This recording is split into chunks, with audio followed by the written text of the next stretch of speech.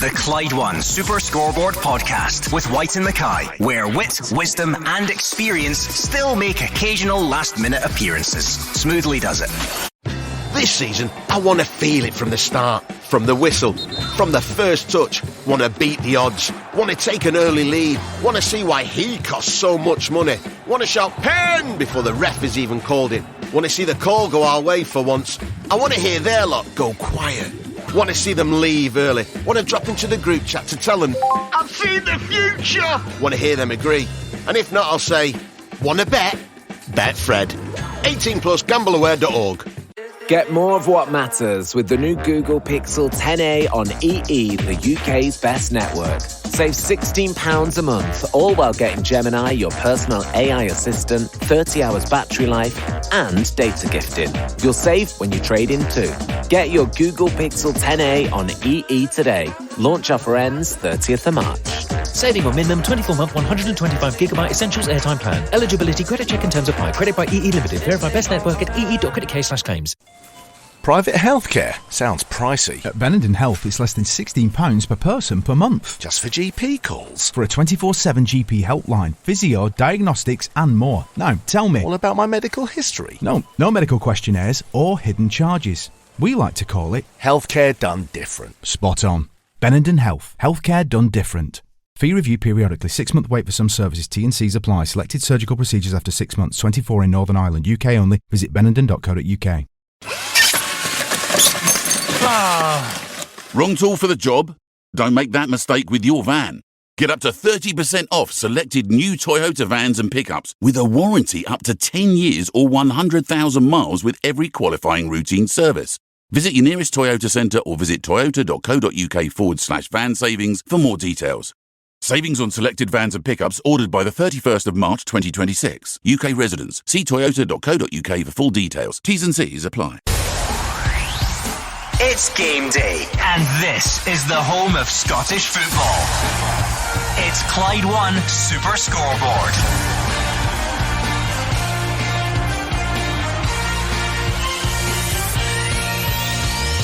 Good afternoon and welcome to Clyde One Super Scoreboard as the Scottish Premiership takes centre stage once again after all the excitement, drama and controversy of the Scottish Cup last weekend. If the title race is your thing, Celtic go first against Motherwell, and then it's over to Hearts down at Kilmarnock this evening, and then finally Rangers heading to St Mirren tomorrow. Before we get to those games though, how's about Aberdeen now under the management of Stephen Robinson hosting Falkirk?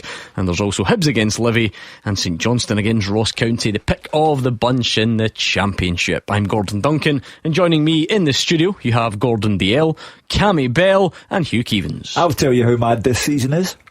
Jens Bertel Askau will be playing his third Celtic manager today. He was defeated by Brendan Rodgers in October. He played Wilfred Nancy off the park in December, and now he's rumoured to be Martin O'Neill's successor when this season ends. But today he'll be dedicated to the job of ruining Celtic's title hopes. And the question about Celtic is, how long can they go on not playing well but getting results? That's the big game before the next big game, which is Kilmarnock against Hearts tonight in Ayrshire. Will a fortnight's break have any effect on Derek McInnes' side? Well, the games are certainly running out thick and fast, Gordon. Every week becomes so important, especially at the top of that league. 3 points is valuable. I'm looking forward to today. I think we've got a cracking fixture list there right up until 8 o'clock tonight. Kilmarnock v Hearts as well. Championships heating up. A great result for Partick Thistle, putting a little bit of pressure on St Johnstone. It's all to play for, and obviously St Mirren and Rangers tomorrow. Yeah, some cracking games again today. Celtic Motherwell is the one that I look at and I think will be very, very tasty at the top of the table. And then you've got Hibs again at home to Livingston, and then the Aberdeen game. When you look at that, everything that's happened at Aberdeen this week, I'm sure we'll speak about it. And then later on, as Hugh said, Hearts away to Kilmarnock. It'll be a difficult game, but it's one that Hearts must win if they're wanting this title. Strap yourselves in, we are guaranteed drama because the games are running out. So even if the top three stay as you are, That would be Advantage Hearts, wouldn't it, come Monday evening? We've got lots to get through. You can tweet us all afternoon at Clyde SSB. And given the circumstances, even Gordon Dalziel is willing to give you some rugby updates this afternoon. Oh, no. Not too many, of course, but every now and then to keep you up to date with everything that is happening. But for now, let's stick to the round shaped ball and go around the grounds, because so much to look forward to. The pick of the bunch certainly looks like Celtic against Motherwell, and David Friel is there. Yeah, Gordon, as you say, Celtic go first. The stadium's largely empty right now. I'm just watching Michel Angebal at Wisa, Joel Mvuka and Junior Adamo going through a fitness test. They're not in the squad. That probably tells you everything about Celtic's recent transfer activity. It currently feels like the calm after the storm of Ibrox last weekend, but come 3 o'clock it's going to be anything but calm. As you say, Celtic attempting to put pressure on Hearts before they face Kilmarnock tonight. Martin O'Neill's side are 5 points behind the leaders as things stand. By 5pm they want that gap to be 2 points. It's a high pressure game. It could be tense this afternoon against a very good Motherwell team, but I think the Celtic manager and everyone else will be happy to get back to football after a week dominated by the fallout from what happened at Ibrox. However, as I say, this will be anything but straightforward against Motherwell, especially with captain Callum McGregor still injured and Julian Araujo also missing entirely from the squad. He must have picked up a Mr. injury or something. Kieran Tierney does return to the team. It's very much must-win stuff for Celtic. It's not always been pretty football since Martin O'Neill returned in January, but more often than not Celtic have found a way to pick up wins. That has to be the case for them again today, but you can be certain that Motherwell also fancy this. As Hugh said, they played Celtic off the park the last time these two teams met in December, and for part Wilfred Nancy was managing Celtic at that stage. I think in a season of highs for Motherwell, that was maybe the standout performance. Celtic also needed that injury time winner from Dyson Maida to beat Motherwell back in October when Brendan Rodgers was the manager. Feels like years ago now. Any slim chance for a Motherwell title charge probably did end last weekend when they lost at Dundee. I was up at that game, really surprising result. But Jens Bertolascu, he's got so much out of these players all season, he'll expect a big response from his players today. They're chasing a European place. He made that clear this week. If they do win, they would go a point behind Rangers and just 2 behind Celtic after 30 games, which sums up just how good a job Jens Bertolascu has done at Motherwell. They will come here to attack, they'll come for the win, and hopefully that leads to an open, entertaining game at Celtic Park. Celtic have made 3 changes from the team that started at Ibrox last weekend. Colby Donovan comes in for Araujo, Kieran Tierney comes in for the band Austin Trusty, and Alex Oxlade-Chamberlain replaces Luke McCown. So it's going to be Vuljami Sinisalo in goals. Back 4, Colby Donovan, Benjamin Arthur, Liam Scales, Kieran Tierney, Rio Hatate, Alex Oxlade-Chamberlain and Benjamin Nigren in midfield, with Yang and Sebastian Tenetke either side of Dyson Maida. Subs for Celtic are Duan, Fanchara, McCown, Ian Acho, Bernardo Sarachi, Murray, Forrest and Ralston. As for Motherwell, just the one change. Stephen Welsh can't play against his parent club. Tom Sparrow comes in for him. He'll play right back. Stephen O'Donnell move into centre half. So Motherwell line up: Callum Ward in goals, Tom Sparrow, Paul McGinn, Stephen O'Donnell, Emmanuel Logello, Lucas Fadinger and Elliot Watt at the usual base of the midfield, with Ibrahim Said, Elijah Justin, Callum Slattery in behind Tawanda Maswanisi. Motherwell subs are Oxborough, Gordon, McGee, Björgolfsson, Nicholson, Priestman, Ross, McAllister and the one and only Andy Halliday, who's back on the bench today. The referee is John Beaton and the VAR is Kevin Clancy. Back in time for the title push, clearly, after sitting out the rest of the season. David, Martin O'Neill said yesterday that he didn't feel Celtic could really afford to drop many more points. He didn't go as far as saying any more, but you know, we do band that sort of must-win phrase about quite often. Are we legitimately in that territory now for Celtic? Yeah, 100%, Gordon. I think I almost feel that the Hibs game a couple of weeks ago was a last life. Obviously they get the draw at Ibrox, which in the context of the game was a good result, but you know, Celtic need to keep winning games, points wise, but also to put pressure on Hearts. You know, we don't know how Hearts are going to cope. You know, Celtic do go 2 points behind today. How will Hearts cope down at Kilmarnock? It brings an added layer to that game for them. So for so many reasons, Celtic need to just win this game. As I said, it hasn't always been pretty. The sort of won games by hook or by crook, very, you know, a lot of one goal wins and stuff like that. But Martin O'Neill will be looking for more creativity today. He'll be looking for a big performance, and he has to get a win, but it's going to be hard against a very good team.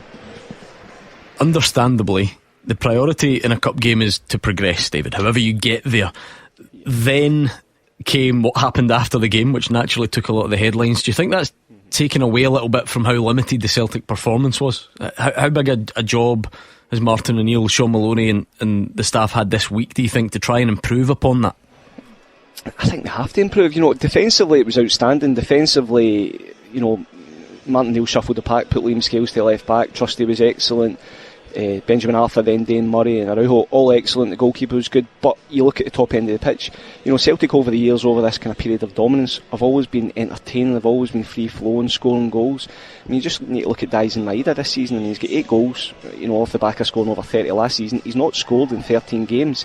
He probably epitomises the struggles of the front three, and Celtic have tried everything. They've looked, they signed in January, they signed in last summer, but they've just bought bad players, basically bad signings. And as I said at the start, you look at Mavuka, Adamu, they were brought in January to try and help Celtic, try and bring some spark to them. They can't even get in the squad. Balakwich is next to them as well, £5 million, probably on fortunes on a 5-year deal. Celtic have wasted a lot of money, and they need to try and find a formula from the front three. So it's Yang, Tenetke and Dalziel Maeda today. Nygren's obviously going to be a big goal threat as always, but they need to try and find a better flow, because they can't just keep relying on getting the 2-1 wins or the 3-2 wins. Celtic need to find a spark somewhere. I think Celtic's transfer policy borders on the scandalous. I think for David to describe Balakwisha, Mvuka and Adamu warming up while not even part of the squad tells you just how scandalously bad it is. And they have taken what was once a high-quality Celtic side and turned it into a severely mediocre Celtic side. There is no specialist expertise at work when Celtic recruit players. It's one suspect player after another, and they are now exposed as a patchwork team. They have been extremely unlucky with the injuries to big players, half a dozen players who would be automatic picks. However, the recruitment policy is a source of scandal. It's all set up, Gordon. Yeah, I'm looking forward to it. I think Motherwell will go there full of confidence. Obviously, third part they were excellent against Celtic. At Celtic Park, they lost to a late winner, Maeda, and they were good on the day, Gordon. The football they play, the brand of football they play, will certainly make them a big threat. I totally agree with Martin O'Neill in his press conference. There's not too many more points that Celtic can afford to drop and still look to win the league, because I just look at this Hearts team and I fancy Hearts tonight against Kilmarnock, and they're getting one or two of their big hitters back, so it's an important game for both. Yeah, for me it's an opportunity for Celtic to put pressure on Hearts tonight.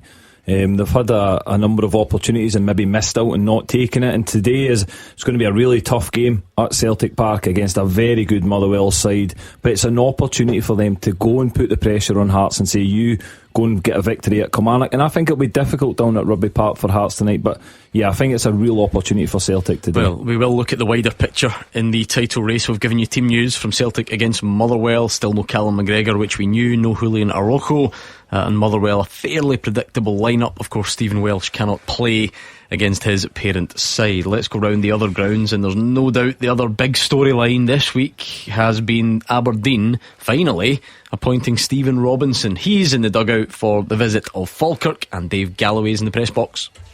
It has been some week for Aberdeen FC, Gordon. A dreadful Scottish Cup defeat at Dunfermline, which saw fans' fury reach new levels. Then just 5 days after that debacle, and despite all that's been said about the global search for a new head coach, who would have guessed that the man to fill the vacant hot seat was just 3 hours down the road?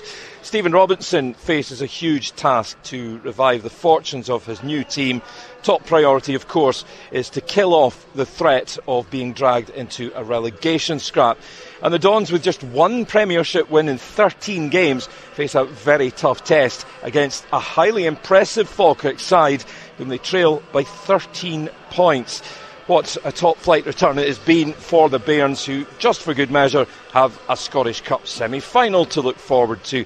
John McGlynn's men have deservedly beaten Aberdeen twice already this season, and will really fancy their chances of making it a hat-trick today. Looking at the teams then, it looks like Aberdeen are going to a 3-5-2, so Stephen Robinson making his impression felt immediately. 4 changes for them: in come Morrison, Malloy, Geiger and Lazetic. Out drop McIntyre, Cameron, Milanovic and Keskin, and so it'll be Meatoff in goals. At the back, Milne, Morrison and Malloy. The wing-backs, Lobban and Frame, with Geiger, Shinnie and Armstrong in the middle. Lazetic paired with Nisbet up top. Be interesting to see how that works as a front two. Subs for the Dons today: Brathwaite, Nielsen, Bilalovic, Palaversa, Olusanya, Cameron, Jensen, Aremu and Keskinen. Falkirk, no real surprise at all. They are unchanged. So it's Bain in goals, Lisa, Donaldson, Henderson and McCann across the back. Spencer and Tate sitting in front. Then Broggio, Yates and Miller with Stewart. What an impact he's made with Falkirk leading the attack today.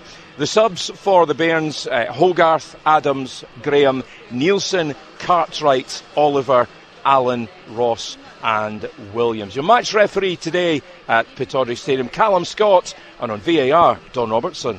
Sure, we'll discuss Stephen Robinson's appointment at Aberdeen more as the afternoon progresses. Let's keep going with team news for now, though, to fit it all in. Fraser Wishart is at Hibs against Livingston. Yeah, and I'm watching a Hibs team whose aims for the rest of the season are pretty much narrowed. They're definitely in the top six. They're looking to maybe catch Motherwell in fourth and also stay ahead of Falkirk. Dave Galley talking about the form that they're in sixth place, and they could catch Hibs if the Hibs don't be careful. These Road fans, they've got a real lift from Motherwell's loss last week against Dundee, which leaves the gap between the two at 7 points. Well, it's still a bit of a gap to close, and Motherwell are at Celtic Park, and they've got a tough run into the end of the season. So a win today is vital to Hibs. It could be a good end to the season if they could get fourth place. A win today could see them, if Motherwell lose, just 4 points behind Motherwell in the table. Been a bit of an up and down season for Hibs, of course, and a difficult one, watching Hearts at the top of the league for so long. But on paper, Hibs have a really good team, plenty of attacking flair, and certainly plenty of investment by the club in the squad, with the accounts during the week showing that they lost nearly £6 million in 24-25. It's a fair share of injuries, to be fair. Chris Cadden, Grant Hanley, Obita, Josh Mulligan, all on the way back from playing. Cadden's on the bench today, the others are given a bit more time, but let's be honest, they're a huge surprise despite that inconsistent form if Hibs were to lose today, because we've talked week in, week out about Livy's long, poor run. They haven't won since 9th of August, that was match day 2. 27 games later, winless, 17 defeats. And although it has to be said, though, since Marvin Bartley's taken over, they have been harder to beat, and they've got 3 draws in a row, so Hibs just need to be careful. But I expect Livy to sit in, make it difficult for Hibs, especially early on, so the onus will be on Hibs creative players like Jimmy McGrath, Nicky Cadden to maybe get in behind Livy back 5 and create some chances for the strikers. There's one change, and it is one of the strikers that moves out for Hibs from that game against Dundee a couple of weeks ago. Scarlett is out and Suto comes in. He scored a couple of goals as a substitute in recent times, so they go with their normal 3-4-1-2 formation. Raphael Salinger in goals, Warner Hora, Rocky Bushiri and Jack Iredale at the back. Felix Pazlak, Miguel Chawa, Daniel Barlasser and Nicky Cadden across the middle, and Jimmy McGrath is behind Owen Elding and Arne Suto. Jordan Smith, Ellie Yuan, Martin Boyle, Joe Newell, Chris Cadden, Kai Andrews, Josh Campbell, Menashe Garamanga and Dane Scarlett are the substitutes. 5 changes by Livy after they got a good result against St Mirren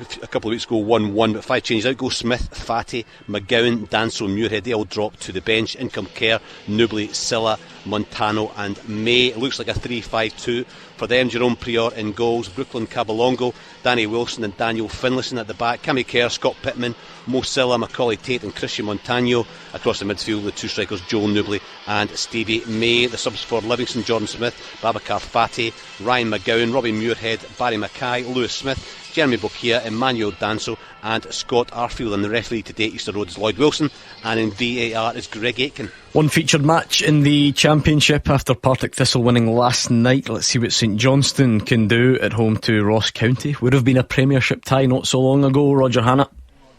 Yeah, just last May, and you find that Gordon is top versus second bottom of the second tier, less than a year on it. It might well have been ringed as a title decider when the fixtures come out, given these two were relegated together just 10 months ago, but they've been vastly contrasting campaigns since they dropped down to the Championship. Simo Valakari has got Saints primed for an instant return. They've got a 5-point lead now over Mark Wilson's Partick Thistle after the Jags dramatically win at Capello last night. What a game that was. But the Staggies need the points just as much to banish the threat of a second straight relegation. They're just 1 point above Airdrie at the foot of the Championship, and even a win here today would not be enough to lift them out of the playoff spot at the bottom. Stuart Kettlewell this week get Manager of the Month in the Championship for February, but he's the third manager at County this season, and the day after the 10th anniversary of their historic League Cup final win over Hibs at Hampden in 2016. These are indeed tough times for County. Not so St Johnstone. They've got Josh McPake sparkling, having scored 14 league goals this season. Valakari's complaining this week about a lack of protection from referees for the Hearts-bound winger,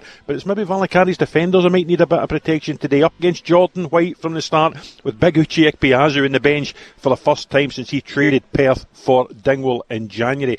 County might need them both at some stage, because they haven't scored in 4 games against St Johnstone this season, including a Challenge Cup defeat here in January. Saints 11 unbeaten against County in all competitions, and the Staggies haven't won here for fully 3 years. To the team news, St Johnstone, 2 changes from the side that won 2-0 at Morton last Saturday. Morgan Boys is back from a ban, and Jamie Gullen is recalled. Matty Folds and Louis Lloyd go to the bench. So they've got Toby Stewart in goal. Back 4, Liam Smith, Jack Baird, Cheek Diabate and Morgan Boys. The midfield holders are Rhys McAleer and Jason Holt. Then Sam Stanton, Jamie Gullen and Josh McPake behind Rory Payton. And the bench, Sinclair, Fowler and Folds, Lloyd, Stephen and Fotheringham, Mallon, Aguiman and Forrester. 3 changes for County. For the side, they got a 0-0 draw at Broth last Saturday. Caden Kamara and Ross Docherty both suspended after red cards at Gayfield, and Josh Reid drops to the bench. In come Ben Crompton, Jamie Lindsay and Sean Mackey. So Kettlewell side, Trevor Carston in goal. A back 3, Akil Wright, Declan Gallagher and Levis Patan. Across the middle, Ben Crompton, Conor Randall, Jamie Lindsay, Dean Cornelius and Sean Mackey. And a front 2 of Jordan White and Jaden Carbon. In the bench, Foster, Henderson, Ikpeazu, Phillips, Smith, Iacovite, Duncan, Williamson and Reid. The ref is Colin Stephen, and Gordon, will be a minute's applause in the 65th minute today at McDiarmid Park for Saints supporter David Patterson, who sadly passed away after the game here against Ayr United in February 28th. The club say their thoughts remain with his family, who will be in attendance here at McDiarmid Park this afternoon, and of course condolences from everyone at Super Scoreboard. Absolutely, that's you up to speed with the team news. If the Six Nations is your thing, a lively start in Dublin, early stages, and 7-all already between Ireland and Scotland. We will go back to the guys when we return, take a look at some of the bigger talking points, the wider picture in that title race when we return. You're listening to the Clyde One Super Scoreboard podcast, the home of Scottish football, and it's proudly sponsored by White & Mackay Triple Matured Whisky. Now let me make one thing crystal clear right from the start. If you've tuned in tonight looking for balance, for moderation, or for a gentle exchange of views where everyone nods politely and agrees to disagree, you are categorically in the wrong place. But if you've tuned in because you know Scottish football isn't about balance, it's about belief, it's about tribal loyalty, and it's about being absolutely convinced you're right, even when the evidence is screaming otherwise, then you are exactly where you should be. So get comfortable, pour yourself a dram and brace yourself, because at some point tonight, something you hear will annoy you. This is the Clyde One Super Scoreboard podcast with White & Mackay Triple Matured Whisky. Smoothly does it. LinkedIn is pretty great at a lot of things, like helping you tap into your field's latest industry trends and insights. We can't stop your colleague from tapping her pencil. LinkedIn can help you find new jobs that align with your career goals. We cannot help find the source of that weird smell in the office fridge. Ew. And while we can't stop your colleagues from bringing their hobbies into the office, LinkedIn can help bring your career to the next level. LinkedIn is the network that works for you. If you want to save a few quid, Scottish Gas have a way. You get half-price lecky and it's called Peak Save. On every Sunday, it's the smart thing to do if you're regular folk or furry and blue. 11 till 4, let the good times begin. You could charge up the car or take the dryer for a spin. Half-price electricity, what joy that brings. With Scottish Gas Peak Save, we're taking care of things. T's and C's apply. Eligible tariff and smart meter required. Hello, I'm Sarah Cox. I'm Claire Hamilton. Do my serious voice there. Claire, we've got 30 seconds to tell everybody about the Team Commandments podcast. Come on. It's basically about well, being parents of teenagers. Yeah, we've got 5 between us. Yes, and sometimes it can be tough. Yeah, it can be horrific. Yeah, it can be. It can also be very funny. So we talk about that as well. We also go back in time and confess a lot about our own teenage years. A lot of nostalgia in there. It's rather gorgeous. It's every Monday and Wednesday. Come join the fun. Listen wherever you get your podcasts. You can't do much in under 5 minutes. Boil an egg? Sure. Cook a roast dinner? No chance. But comparing car insurance prices with mustard.co.uk? Easy. See what you could save in just a few minutes. Click mustard.co.uk. Authorised and regulated by the Financial Conduct Authority. See website for details. This season, I want to feel it from the start, from the whistle, from the first touch. Want to beat the odds, want to take an early lead, want to see why he costs so much money, want to shout pen before the ref has even called it, want to see the call go our way for once. I want to hear their lot go quiet, want to see them leave early, want to drop into the group chat to tell them, I've seen the future, want to hear them agree. And if not, I'll say, want to bet? Bet Fred. 18 plus, gambleaware.org. Left it late for Mother's Day? Don't worry, Moonpig's got ya. Because there's Mother's Day cards, and then there's Moonpig Mother's Day cards. Aww. You can add stickers, her favourite photos, even a message in your very own handwriting. Get it there with next day delivery. So there's no faff, no panic, and you'll still be the favourite. Plus get 20% off when you use code MUM20. Because this Mother's Day, everyone deserves a Moonpig.com. Welcome to the Speed Coaster. With PlusNet, great broadband isn't just about award-winning routers. It's also about speed. Whoa! Before the 25th of March, whoa! Get full fibre that you can rely on with speeds up to 900 megabits available from $22.99 a month. That's a plus. $26.99 from the 31st of March 2027. New customers only. Limited availability. Terms apply. Private healthcare sounds pricey. At Benenden Health, it's less than £16 per person per month. Just for GP calls. For a 24/7 GP helpline, physio, diagnostics and more. Now, tell me. All about my medical history. No medical questionnaires or hidden charges. We like to call it healthcare done different. Spot on. Benenden Health. Healthcare done different. Fee review periodically. 6-month wait for some services. T&Cs apply. Selected surgical procedures after 6 months. 24 in Northern Ireland. UK only. Visit benenden.co.uk. Wrong tool for the job? Don't make that mistake with your van. Get up to 30% off selected new Toyota vans and pickups with a warranty up to 10 years or 100,000 miles with every qualifying routine service. Visit your nearest Toyota centre or visit toyota.co.uk/van savings for more details. Savings on selected vans and pickups ordered by the 31st of March 2026. UK residents. See toyota.co.uk for full details. T's and C's apply. Scottish football's league leader. This is Clyde One Super Scoreboard. Hugh Keevins, Cammy Bell and Gordon Dalziel are in the studio. We've got the top team round the grounds, 3 featured matches in the Premiership at 3 o'clock, 1 in the Championship, but plenty more to look forward to. We're speaking about the team news earlier on. We've given you all that team news ahead of those 3 o'clock games. Let's look at that wider picture though. How fascinating is this weekend, Hugh? Because right now, I don't know what their pre-match plans are. Maybe feet up somewhere. Kilmarnock is the destination for Hearts. They see what Celtic do. They need to respond. Rangers tomorrow. This is what it's all about. It's a proper title race, this. Yeah, I read earlier in the week Derek McInnes saying that they would be watching the Celtic game. And why not? Let's take it in chronological order. I asked the question, how long can Celtic go on not playing well but getting results? All credit to Martin O'Neill, who has saved Celtic's season. The fact that they are second in the league is an astonishing achievement by Martin O'Neill. But that's a patchwork team today, and I don't see that patchwork team being able to beat Motherwell. I fancy Motherwell to win that match, which of course gives Hearts a tremendous fillip before they take on Kilmarnock. But a fortnight's break can do funny things to teams, so I'm not sure that Hearts will come out the traps at Rugby Park. So like Cammy, I think that's a tough one for Derek McInnes.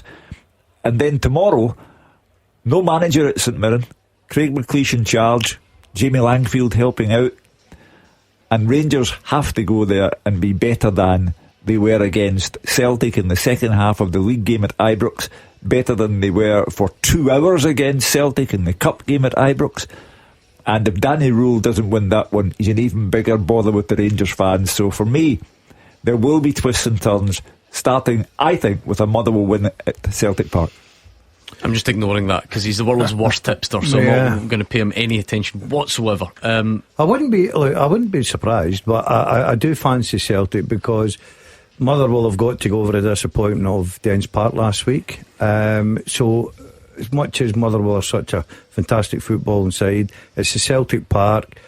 They know what's at stake. They know they've got to put pressure on Hearts going into tonight's game against Kilmarnock. And then you look down at Rugby Park, and I know everybody's looking at that game like it was a hard game. Kilmarnock, they're like Motherwell. They need to go over the disappointment. They've been stewing on a 5-1 thumping from Falkirk. They're without their goal threat, John Jules, who was absolutely brilliant for them. He's a massive miss. So I fancy Hearts to get the job done tonight. So it's over to Celtic, and obviously then Rangers are waiting tomorrow to go to Paisley. What about Hibs at Celtic Park? Hadn't won there for 16 years. That was Celtic's last home game. Hibs won there. Yeah, but Motherwell's last away game they lost to Dundee. Yeah. Do that all day long. David, I don't think Celtic have gone first too often recently. I could be wrong. It feels like Hearts have had the chance to do that a couple of times. You just wonder if it is the stage where the psychology comes into play. Yeah, 100%. That's what I was saying earlier on.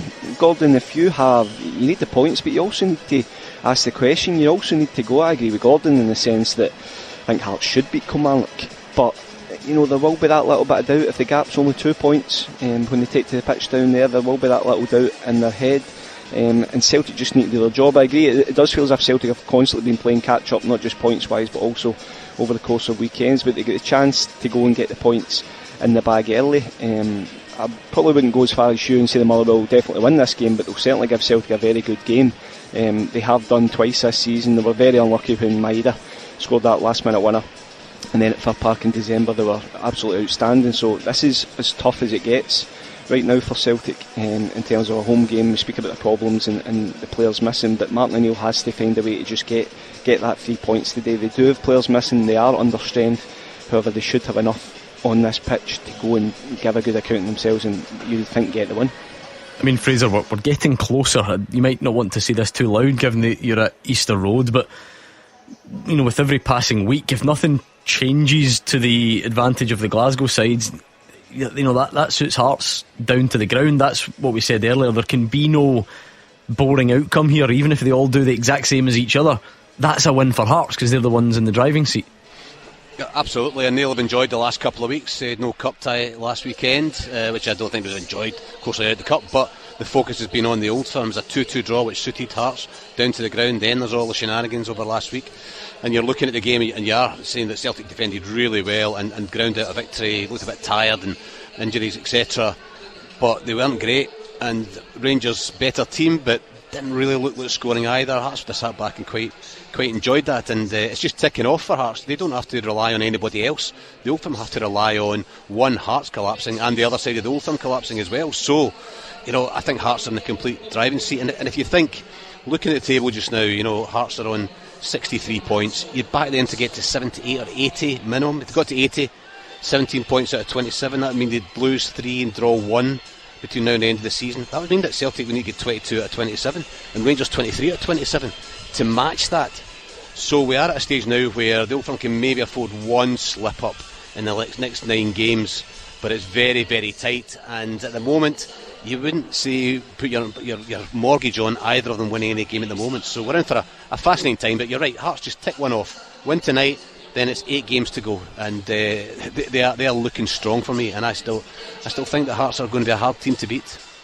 And since we're playing amateur psychology, Roger Hannah, when you look at this week again, overshadowed a bit by what happened after, but we can only wait to see if Rangers are in any way scarred or damaged or whatever the phrase may be after going out of the cup, if it does put any extra pressure on them to make sure that they can deliver something in the league from third place so that this season doesn't get away from them.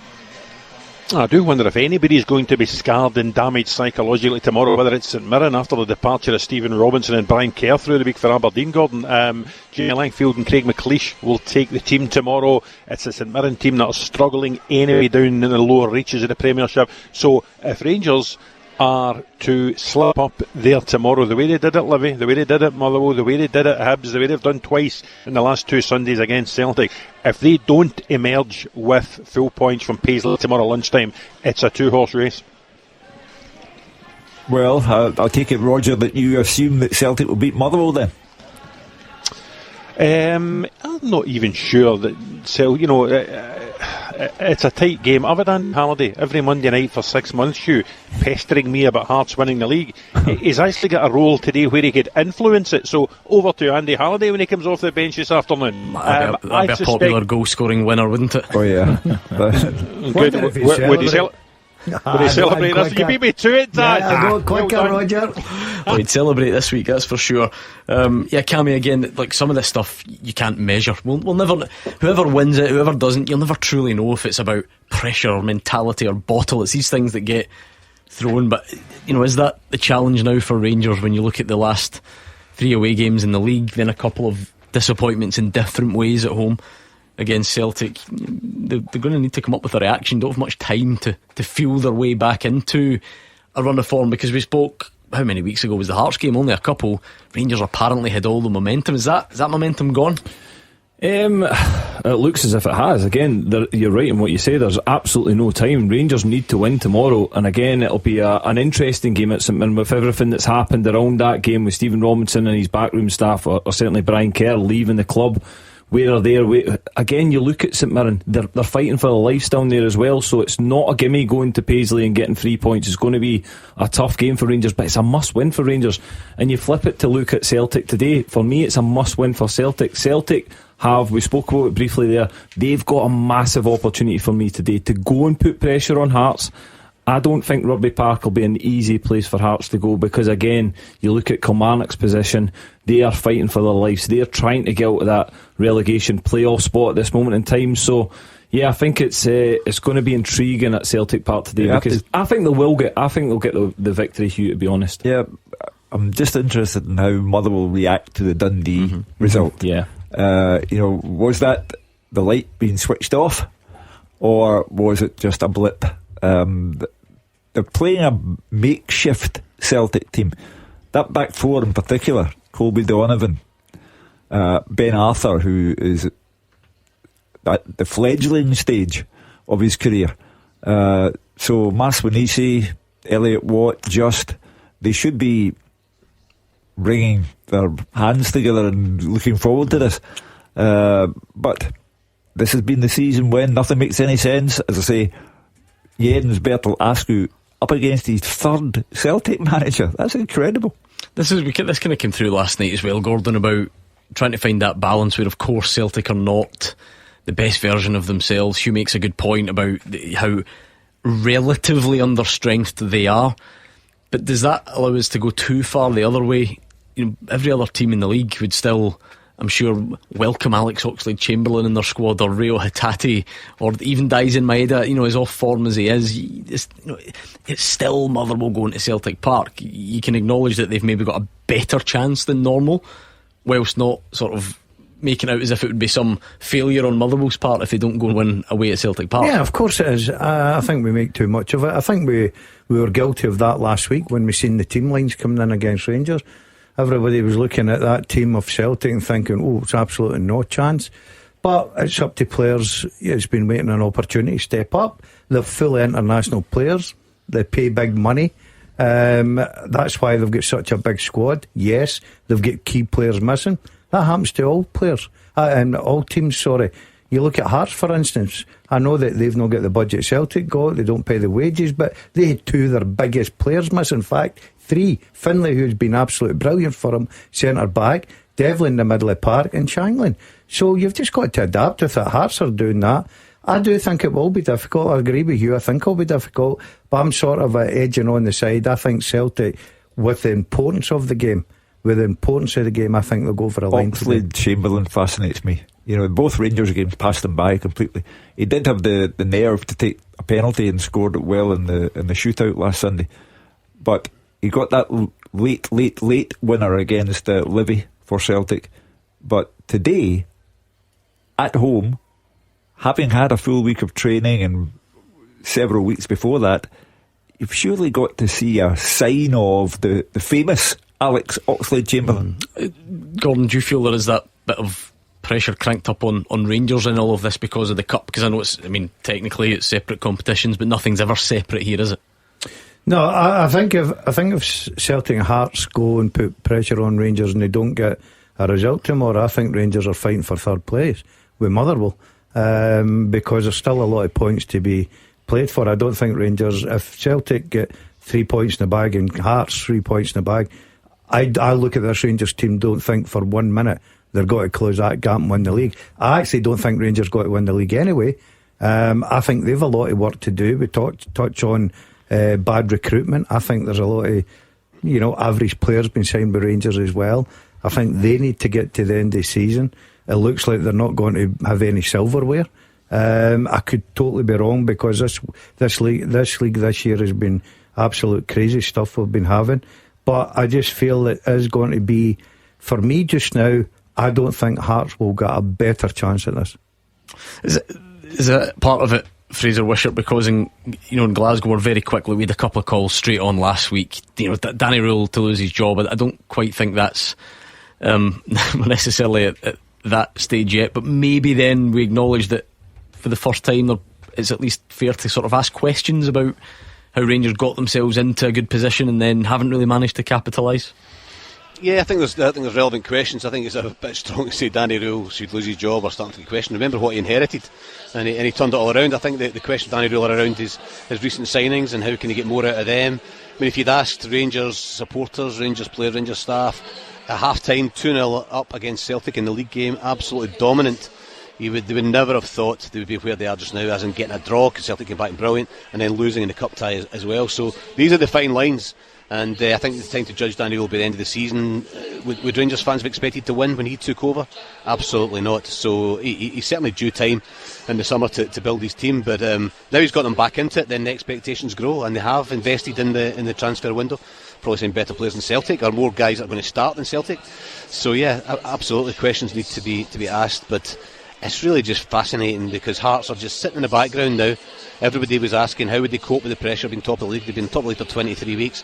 All the focus again was on Rangers and Celtic, and if any points are dropped this weekend, the focus again will be on Rangers and Celtic if Hearts win. So they're in a fantastic position, Hearts. They must be really enjoying this whole situation. David Friel has an injury update from Celtic Park, and we will get that next. Action as it happens, and your reaction from 5 on the open line. This is Clyde One Super Scoreboard. Hugh Keevins, Cammy Bell, Gordon Dalziel are in the studio. The top team round the grounds. Let's go back to Celtic Park. We mentioned there was one perhaps surprise and high profile absentee for Celtic. David Friel can tell us a little bit more. Yeah, Julian Araujo, Gordon, doesn't feature at all. He's not in the squad, and obviously he's become a bit of a cult hero for the fans, but he's also been a very good signing in January at right back. So Martin O'Neill was given an update. It's a thigh injury. I think he felt a bit tight after the game on Sunday. He did train, but he was feeling his thigh, so in the words of Martin O'Neill, there's no point in risking it, and they decided to leave him out today. So Julian Araujo joins Callum McGregor and all the others on the sidelines for Celtic today. No suggestion that it was picked up swinging from the roof in a Glasgow night spot after the game last week, no?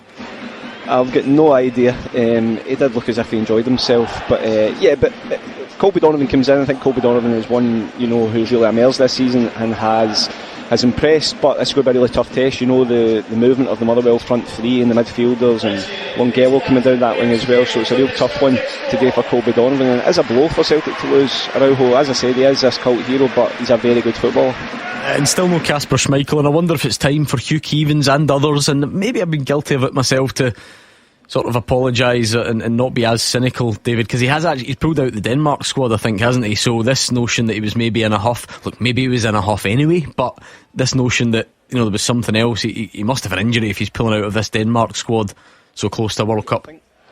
Yeah, 100%. I think there's a lot going on there, Gordon. He was obviously out of form. Martin O'Neill said he was ill.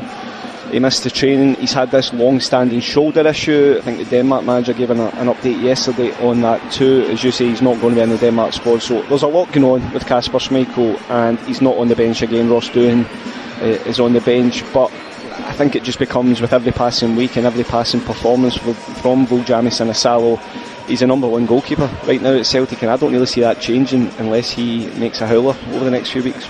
You look at what is in the Celtic team though, I think it's easy to focus on all of Motherwell's strengths, and I know there's not a lot of positivity about certain individuals in the Celtic team, but surely if you're Jens Bertel, you have to try and somehow stop the world's only central midfield poacher in Benjamin Nygren.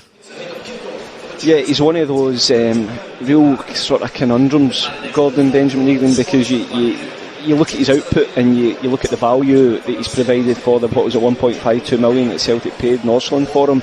He's been an unbelievable signing, but he still really divides opinion, because people ask, does he do enough in games? And there are certain games where he goes missing, but when you need someone there 8 yards out, he always seems to be in the right place at the right time. And look, he's been worth his weight in gold for Celtic this season, and he's one of those players that just seems to drift off his marker and find himself in those positions. So of all the analysis, and I know Jens Bertel goes very, very detailed in that, he will be looking at the movement of Benjamin Nygren and seeing how can he stop it. But you speak about Celtic missing a lot of players in the yard, but you would still look at the likes of Tenetke and Oxlade-Chamberlain and Nygren and everything. Celtic have got threats in this team, and as I said earlier on, they've got enough in this team to go and win the game, but Motherwell will make it hard for them. On paper, Motherwell are limited by the fact that one of their standout defenders belongs to Celtic and can't play in Stephen Welsh. There's a counter to that, which is that Motherwell's best performance of this season was probably against Celtic, and Stephen Welsh didn't play that night, but that was also Wilfred Nancy's Celtic as well. So I do wonder the sort of differences that we might witness today. Yeah, it will be different, and Stephen Welsh has been outstanding both on the ball and just with his defensive work, but Stephen O'Donnell is another one. He was speaking this morning about a potential Scotland recall and stuff like that, and I think he's tongue his cheek to a point, but he'll shift in, Tom Sparrow come in, but I just think Motherwell are so well drilled and so organised that it doesn't really matter who plays where. They all know where they should be and how they play, especially on the ball, and their defensive record this season is absolutely outstanding. So it is a blow to lose Stephen Welsh, but Tom Sparrow will fill in it right back, no problem, with Stephen O'Donnell getting in. You just look at that front four, really, as much as Verdinga and Elliot Watt are outstanding midfielders, the four in front of them, Said Slattery, you saw his goal last week, Elijah Just and then Maswanisi, they can go and hurt any team. So Motherwell will go out on the front foot, they'll go and play their usual way, they'll try and boss the ball and get on it as much as possible. I'm just hoping it's as open a game as we all expect. Yeah, looking forward to it. They said the other big storyline today was definitely the Aberdeen managerial situation, Stephen Robinson's appointment. Dave, give us a summary how you see the majority view of Stephen Robinson's appointment, the fact that it is him and the fact that it's now rather than a couple of months ago. Yeah, the jury is definitely out on the appointment of Stephen Robinson, Gordon. Opinion is divided amongst fans about the appointment itself, and also about how the board took so long to select somebody who lives just 3 hours down the road when he was under their noses all this time. The new head coach, has to be said that he came across very well when we spoke to him here on Thursday, and he gave a really good answer to my question about grumbles over his arrival. He told me if Jurgen Klopp had been appointed, someone wouldn't be happy. He spoke very positively, and despite that mixed reaction from the supporters, they will be here in big numbers for Robinson's Don's debut. They're expecting a crowd of over 17,000 here this afternoon, and the stands are filling up very nicely. A really impressive Falkirk support packing into that section of the south stand opposite me as I sit in the main stand. Falkirk virtually home and dry in their bid to clinch a top six place. They'll want to confirm this as soon as possible, and of course they'll look to maintain momentum ahead of next month's Scottish Cup semi-final. It's such a fascinating one, Hugh. Like we said, it's twofold. Is he the right man anyway? The Aberdeen fans seem split on that. And what about the timing? Well, for me the timing is self-explanatory. They lost 3-0 to Dunfermline in the Scottish Cup, and it was 3 going on 5 or 6. Panic then set in. Alan Burrows, the chief executive at Pittodrie, then went to Lutz Pfannenstiel, the sporting director at Pittodrie, and I imagine the conversation was, look, I know a man. You don't think Dave Cormack would have been involved in this process? Well, Dave Cormack must have signed off on the deal. He's the owner. Or it was maybe his idea to get the wheels in motion. Well, I think if Dave Cormack wanted Stephen Robinson, he could have put the wheels in motion weeks ago. As you say, panic set in. Yeah, panic set in immediately after the Dunfermline result.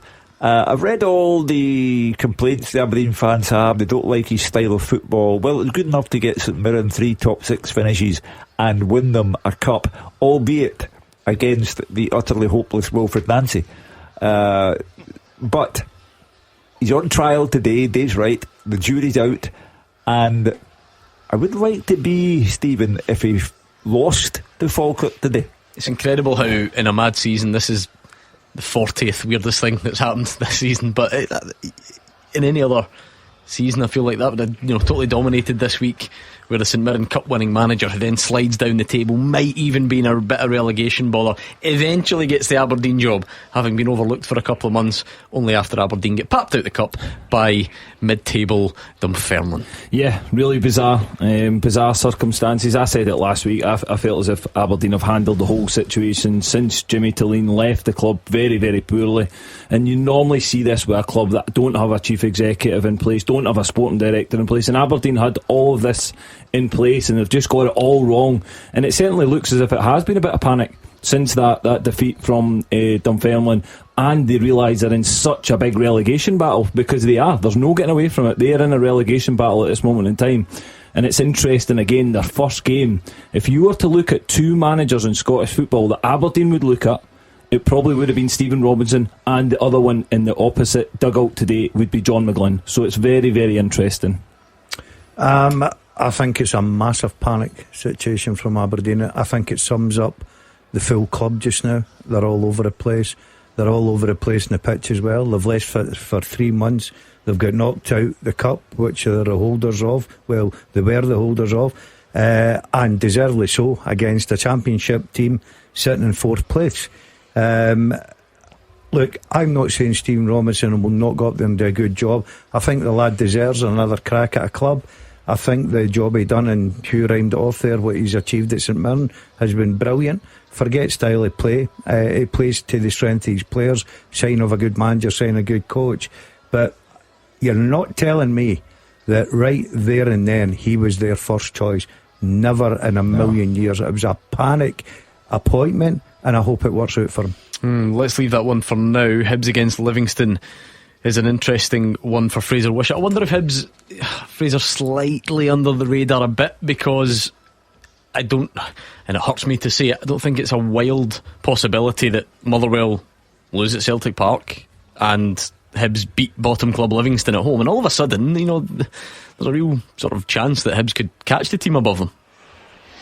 Yeah, and 4th might be an important position, because I think I'm right, I could be corrected, but I think 5th place only gets into Europe if Celtic win the cup. So that 4th place might become a bit more valuable as well, apart from the money situation. And top 5, top 6 is where Hibs should be. I remember David Gray last year, they got him into 3rd place, and there was a chat there about Aberdeen and panic. The Hibs board didn't panic when they were really poor. David Gray got into 3rd. I think that was only the 4th time in something like 25, 26 years that they'd been in the 3rd. So for all, Hibs are a big club and they have a great tradition. Recently they have been a top 6 club rather than a top 3 or 4 club, so I think 4th place would be acceptable. 5th place probably acceptable as well, and they need to start next season pretty well. David Gray's brought in Kieran Bowie and he's improved them. He sold them for $6 million, all very important when you look at their financial figures. So it's all in the prism, of course, of Edinburgh. And you were chatting earlier about Hearts top of the league and how that affects Hibs. Of course it does, and if Hearts win the league, then there will be pressure on David next year, but I can't see any pressure just now. They're top 6, they've got to stay in 5th and perhaps get up to 4th. And if they win today and Celtic beat Motherwell, and I do think Celtic will beat Motherwell, then there's only 4 points behind them, and Motherwell have a tough run in. They play 9 games to go, they play the top 5 in all 9 games, so there's a really good chance that I think the Hibs could catch Motherwell in 4th place. Let's look at the Championship. Roger Hanna, you've got your eyes on that, the pressure on St Johnstone to respond after Partick Thistle, and maybe the bit of luck that you need is going the way of the Jags when you look at that final action of the game last night where there's that goal line clearance. Maybe somebody's smiling on Partick Thistle at the moment. Absolutely, and the Partick Thistle assistant manager, Super Scoreboard's very own Alec Ray, has just come in and joined me. He's sitting in front of me in a very natty hat, I have to tell you, Gordon. He's clearly here to run the rule over St Johnstone ahead of what's the biggest game in the Championship season on Friday night at Firhill. Regardless what happens with St Johnstone today, they will go into the game ahead of Partick. It's a 5-point gap at the minute, but if they were to win today and win at Firhill on Friday night, 11 points for me would be too much for the Jags to get back in the games that are remaining. So a huge week for Simo Valakari, and it starts today. There can be no slip-ups for St Johnstone against Ross County here. And just like that, the scene is set. The 3 o'clock kickoffs are just minutes away. Plenty to look forward to on the field in the Scottish Premiership and beyond. It's 19-7 to Ireland at the Rugby, so not going particularly well for Gregor Townsend's side in that one, but all about association football when we return. The winning team all season long. This is Clyde One Super Scoreboard. Games getting underway across the country, big ones in the Scottish Premiership and down the divisions. Hugh Keevins, Cammy Bell and Gordon Dalziel are in the studio, so why not kick us off with some terrible predictions. 3 Premiership matches, 1 Championship game. Take it away, Hugh Keevins. I am backing Stephen Robinson to have the new manager bounce and to win against Falkirk. I am taking Motherwell to beat Celtic, Hibs to beat Livy, and Roger Hanna will watch St Johnstone comfortably beat Ross County. I'm going to go an away win at Aberdeen for Falkirk. Ooh. Home win for Celtic, home win for Hibs, and a home win for St Johnstone. I've only got one difference here. I'll go for Aberdeen Falkirk draw and Celtic, Hibs and Super Jays. The Super Jays. Super Jays, I like that. On that note, Clyde One Super Scoreboard Goal Flashes with M&D Green Pharmacy. Get set for the season with expert pharmacy support. and just like that we are underway. Cannot wait for this, Gordon Dale. Big games everywhere you look. More tonight, more tomorrow. This is what it's supposed to feel like between March and the end of the season. Yeah, it's just excitement every single week. And if you think this is good, I cannot wait till we get to the split. The amount of excitement we'll have in here will be incredible. The games, everything. It's listen, business end of the season, isn't it? This is where it's all won and lost. You've got to keep your nerve. You've got to, whether it's a good performance or not, forget that. Put that in the bin. It's about 3 points and putting pressure on the teams beside you or below you or wherever it may be. But you even look down the bottom of the league as well, Gordon. You know, you look at St Mirren without a manager now, wonder who'll be next in that post. You look at Kilmarnock against the league leaders tonight, they're desperate for points. Livy, they just want to win a game. Surely, even they must get to the end of the season, right? And if they've not won a game, whoever they're playing allows them to win. Just if they're down already. just let them win. 3 draws in a row they've had since Big Marv took over. So it's getting better. He's doing a turn, the big guy. Elijah just whacked in the face by a clearance from Benjamin Arthur. He's okay to continue. You see, you clocked him. Two of Motherwell's finest celebrities yesterday, you said, came face to face. I was actually in tears watching the lad. I thought, he thinks he's training. No one of these boys that he was actually sprinting round the aisles of Asda. And everybody moves faster than you, though. No. This was a good bit of movement. A wee shuffle to the right and then away to the left. He ducks his shoulder, and I think it's his young lady girlfriend. She's trying to keep up with him. I'm thinking, he thinks she's matting him. Did he have a trolley or a basket? He had a basket. Yeah, a basket. He was gone like the hammers. I couldn't believe it. I was desperate to see what he was going to eat. You know, if he's from New Zealand. Yeah. You know, I mean, an athlete. He might have a dish. A game. What is a New Zealand I've dish? no idea. I don't know why you've taken us down this route. But anyway, any more eyewitness accounts of Gordon Dalziel and Scottish Premiership players, we'll be sure to bring you them if they're as insightful as that one was. No goals to tell you about yet. It is very early days. We will let you know as soon as there's something worth knowing. Early pressure from Falkirk. They've forced a couple of corners. Lucas Fadinger's got the old Zorro mask on for Motherwell. Took a whack in the face, had to go off against Dundee last week. It's it's not a good opponent for Aberdeen to play. I mean, somebody will be smart and say nobody's a good opponent for Aberdeen at the moment, but how good are Falkirk, quite frankly? Yeah, and they've been very consistent. They've been excellent this season. Again, I mentioned it before, when you look at the potential managers that Aberdeen would go and get from Scottish football, it probably would have been Stephen Robinson or John McGlynn would be the two that you'd go and look at. Certainly John McGlynn, for me, his job at Falkirk has just been incredible. Not just only this season, over the years, to bring them up through the leagues and then do what he's done this season. But that's a difficult game. Do you think age plays a part in it, Cammy? Yes, I think profile as well. Yeah. I'll be honest, I think when you look at the profile, and people have said it before, John McGlynn, maybe his face just doesn't fit certain clubs. But for me, if I was in Aberdeen right now, I would have went and got John McGlynn. But let's be honest, Martin O'Neill came to Celtic's rescue and he's now turned 74. But that was because Dermot Desmond was desperate and Martin hadn't managed a club for 6 years, and but for Martin this season would be a disaster. But John McGlynn, I said it last night on Super Scoreboard, I believe that he was dismissed as a candidate purely and simply because he's 64. Good move from Motherwell. There's then a shot from Masvanise blocked by Benjamin Arthur, the top scorer in the league. In fact, the two top scorers in the league are both on the pitch at Celtic Park. Benjamin Nygren, of course, I think he's just tucked in behind Tawanda Masvanise at the top. There's the first goal in Scotland. It comes in League 2 though. Cammy Bell, it's his team, Annan Athletic 1-up against Edinburgh City. Tommy Goss with the goal. Is that a big deal, that goal in Annan?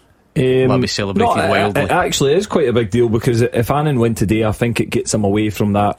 Edinburgh City are sitting bottom of the league at the moment, so I think it's an important win for Annan today. Do you get any celebrities in the supermarkets in Annan? Do they have a supermarket in Annan? He's the mayor of Annan. He's the most famous man in Annan. No, do you have supermarkets in Annan? Yeah. Do you? Yeah, I've got a Tesco's and an Aldi. Okay. There you are.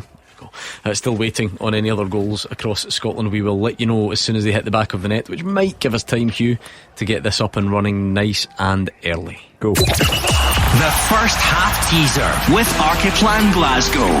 Planning permission and building warrant drawings for home extension, conversion or renovation. Go on, the games tomorrow, the questions today. Can you tell me the last 5 players to have transferred between Rangers and St Mirren? In other words, from Ibrox to St Mirren or from St Mirren to Ibrox. The last 5 players, no loans.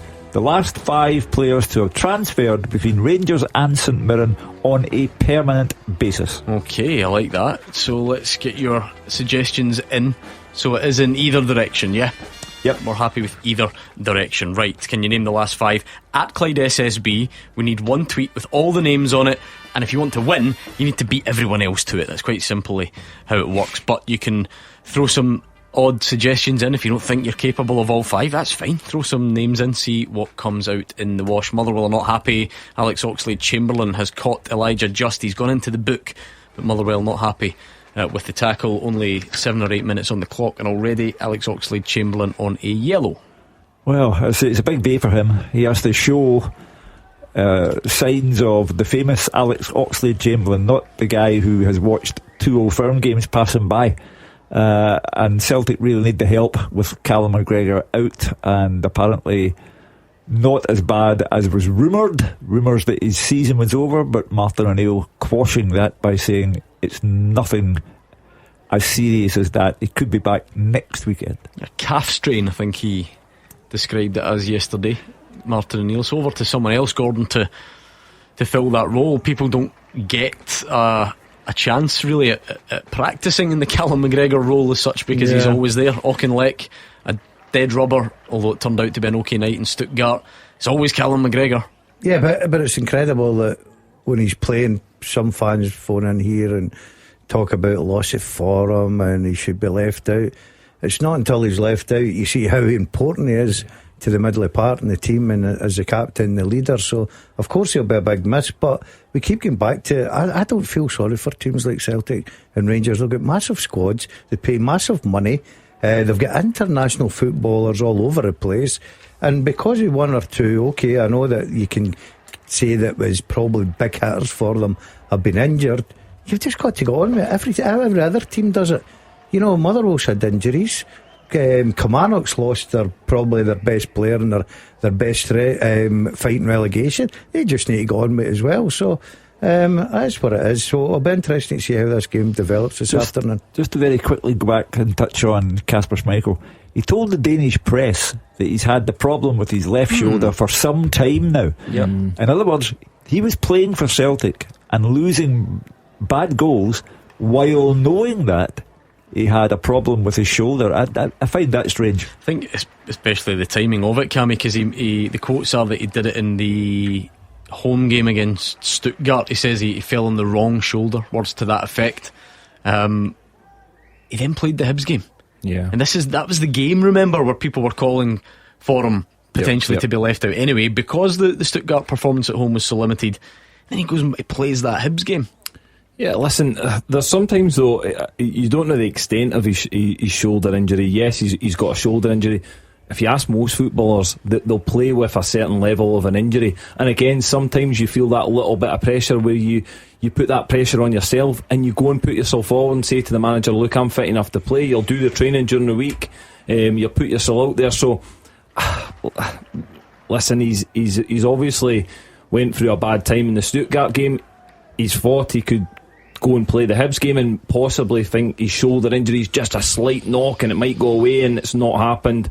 But listen, I probably think it's the last we've seen of Kasper in a Celtic jersey, to be honest. Unless Sinisalo throws one in. But even if he throws one in, Hugh, I think they'll stick with him now. I think he's shown enough. I think they've got to look towards the future as well, because ultimately Kasper's not the long-term future for Celtic. Sinisalo's proven over the last few games that he's good enough to go and do it, so I think you've got to allow him the opportunity.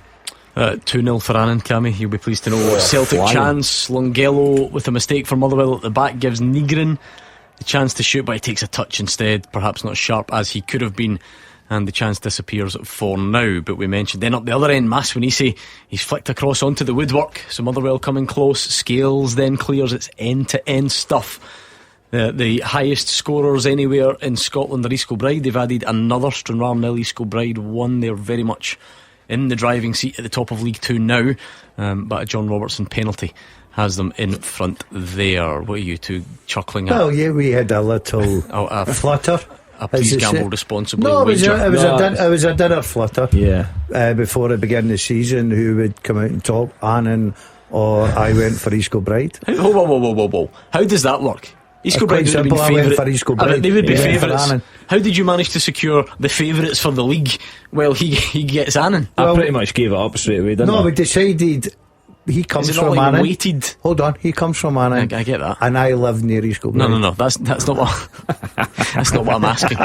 It just feels like I went through East Kilbride that day. It just feels like it feels very weighted in your favour. I gave him first chance. He jumped in with the famous, Annan's really, they're looking good this year. He's watched them in pre-season. Yeah, looking strong. The Stranraer 1, East Kilbride 1. Matthew Gillies with the goal. Taneki's wide, it's on the break. It's a great pass from Nygren.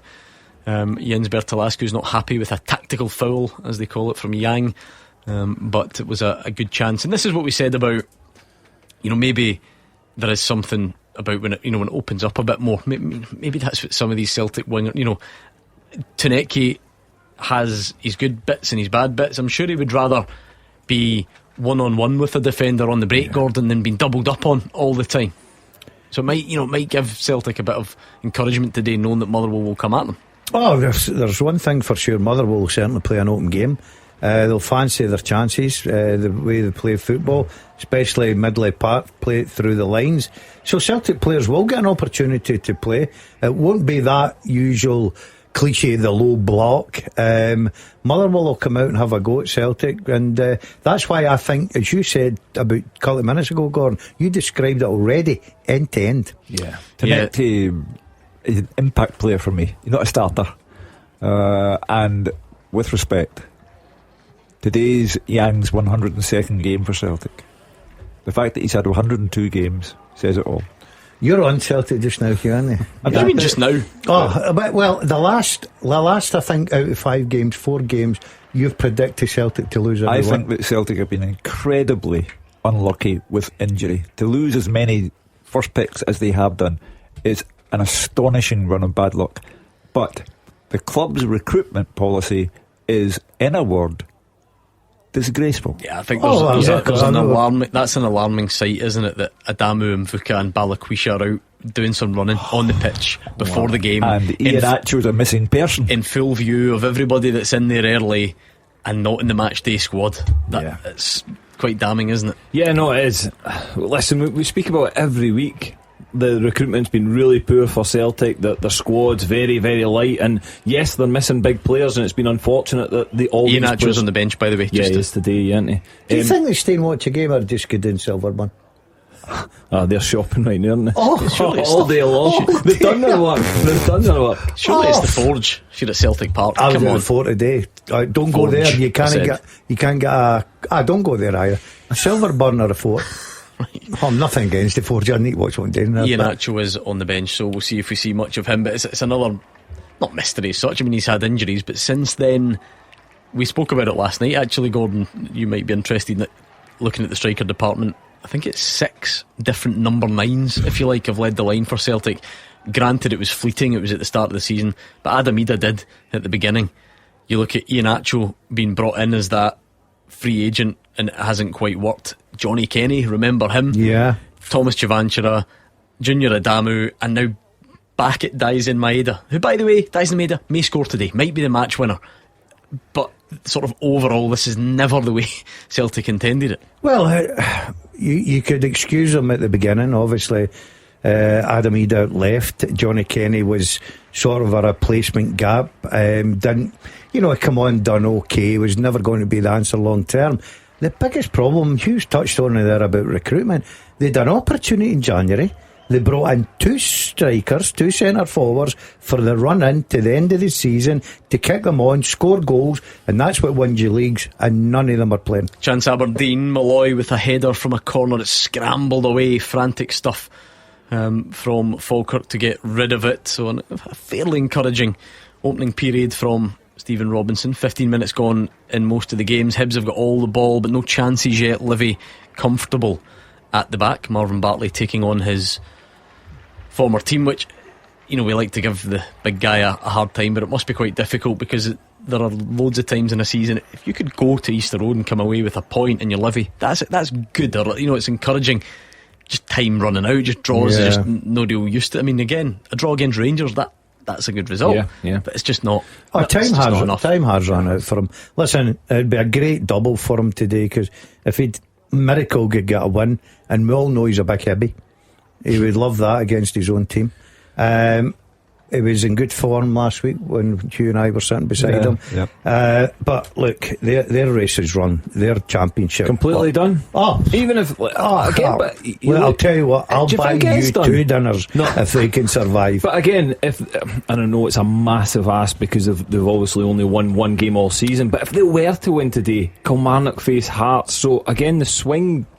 It brings it in a little bit. Do you know what I mean? What I'm saying? They booked a hotel when the next time they're playing here down at Somerset. I know the hotel is staying in overnight. It goes, Cammy, from 7 points to 4. That's what I'm saying. At that and point, you've got the split coming. Yeah, at that point I think they're back in it. I used to really suggest we're only saying if a team that's hasn't won since August the 9th, but they've got a new manager.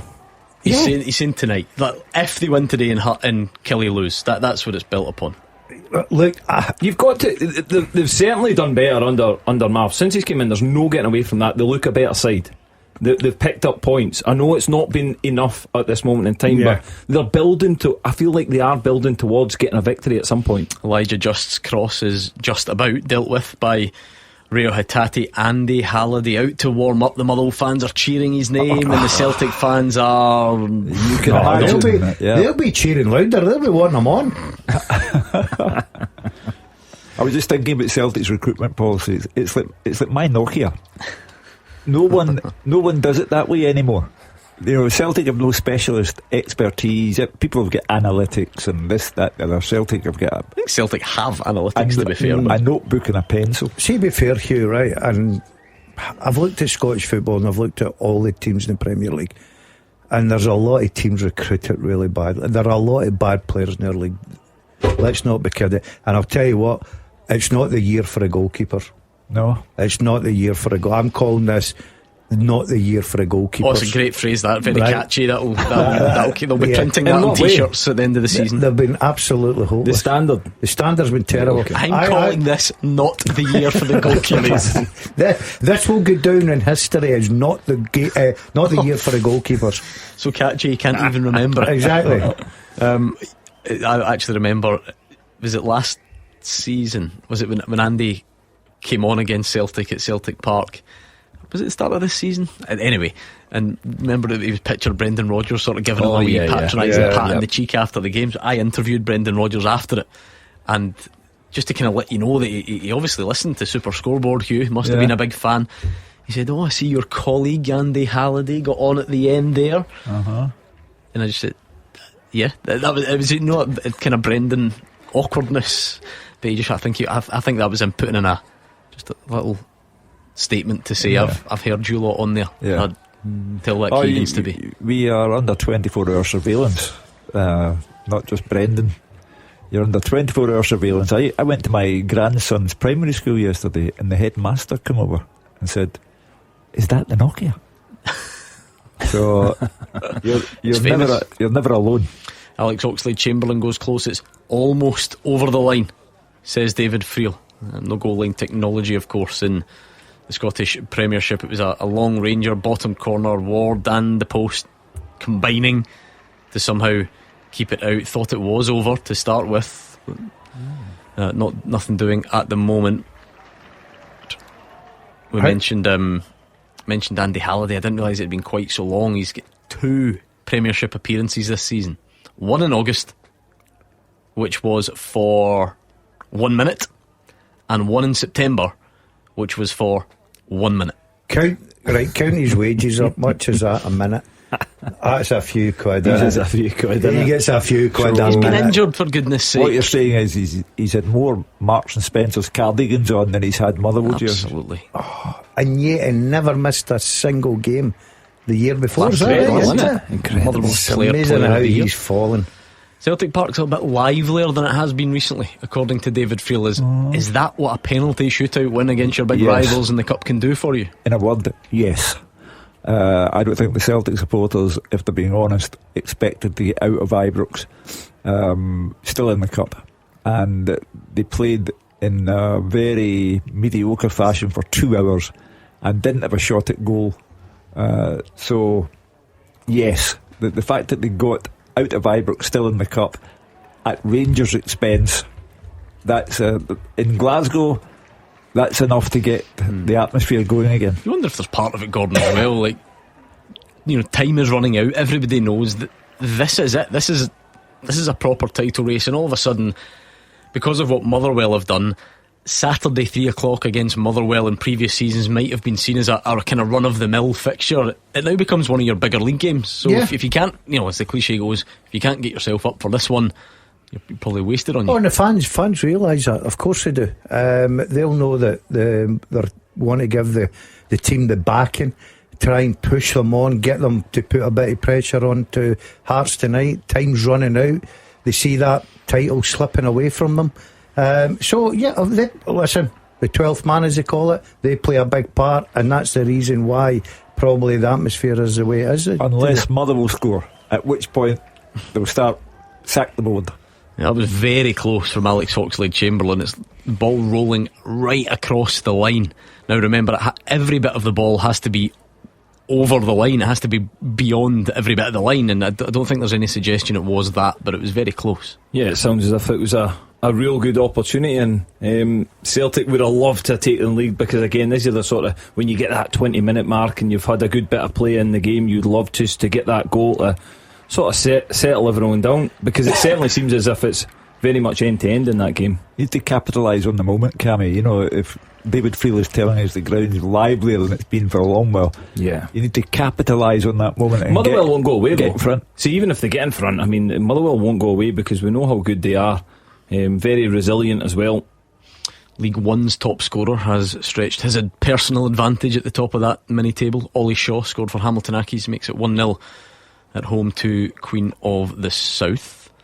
But still no goals to tell you about in our featured Premiership matches. We've focused a lot, understandably, on Celtic against Motherwell. Aberdeen against Falkirk. Stephen Robinson assisted by Brian Kerr, both of them coming up from St Mirren. They had that chance from Malloy's header. It was a corner kick scrambled away by Falkirk. That's about as close as we've come in that one, and really not much at Easter Road. Hibs with lots of the ball early on, Livy relatively comfortable in possession.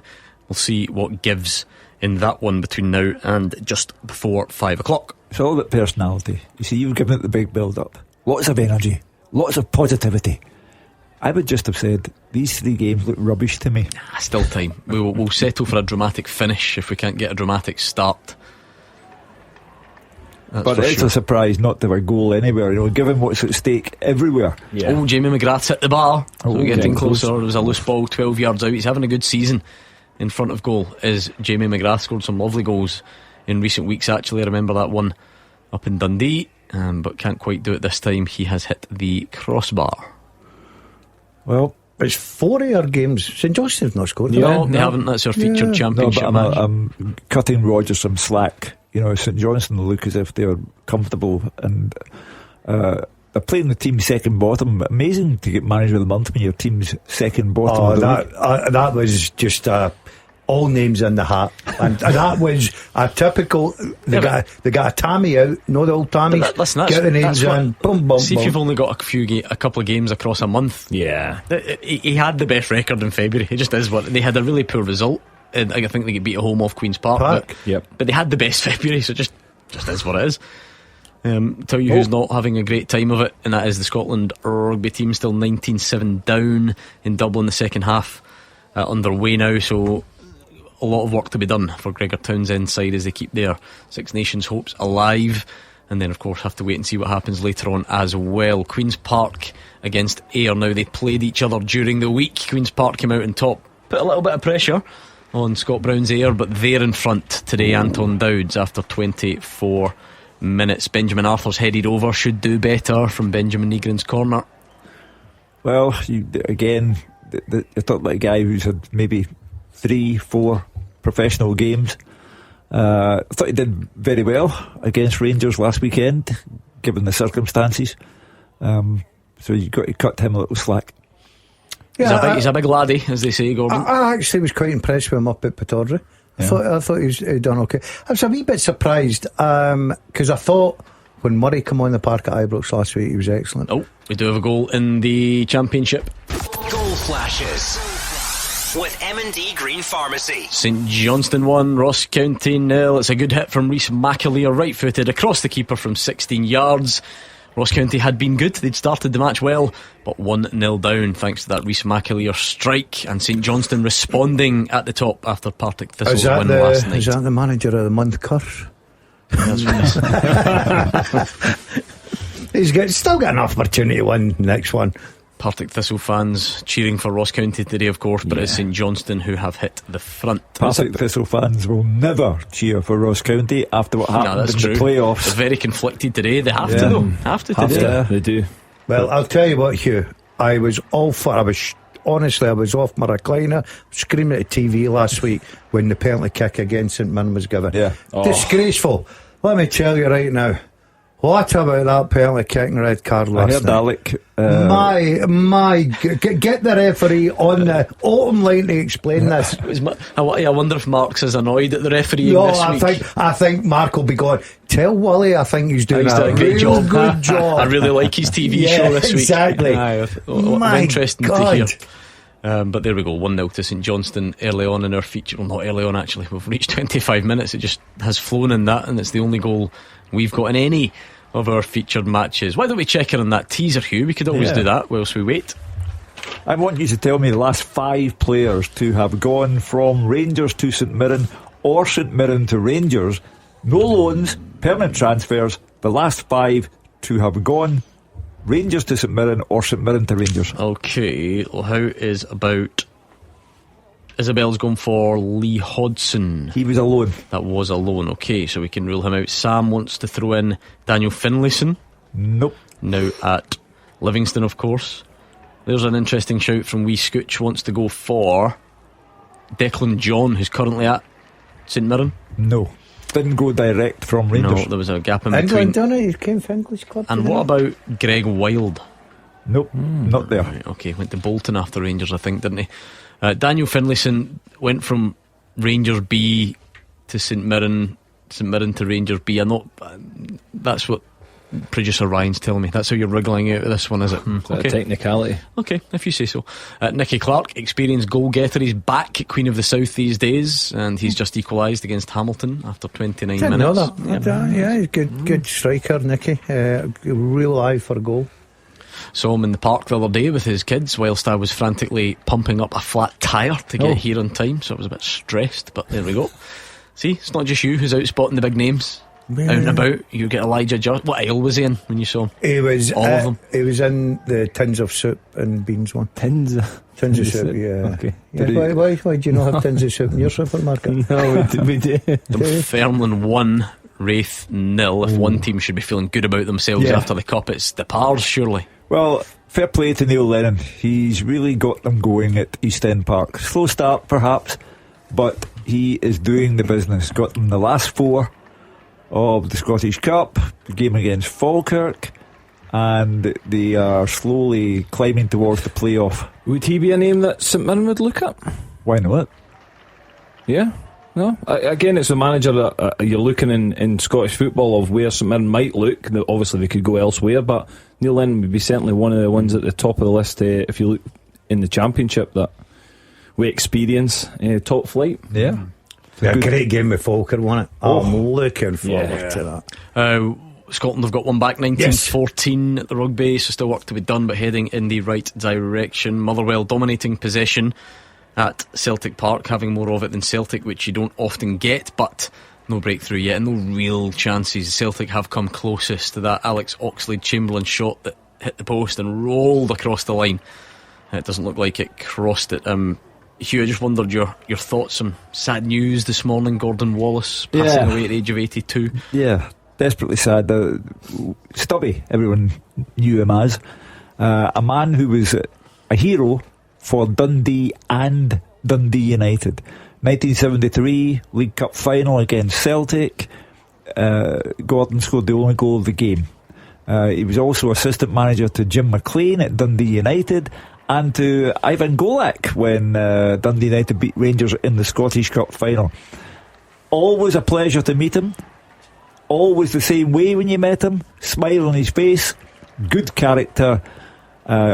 Sadly gone at the age of 82. A lovely man.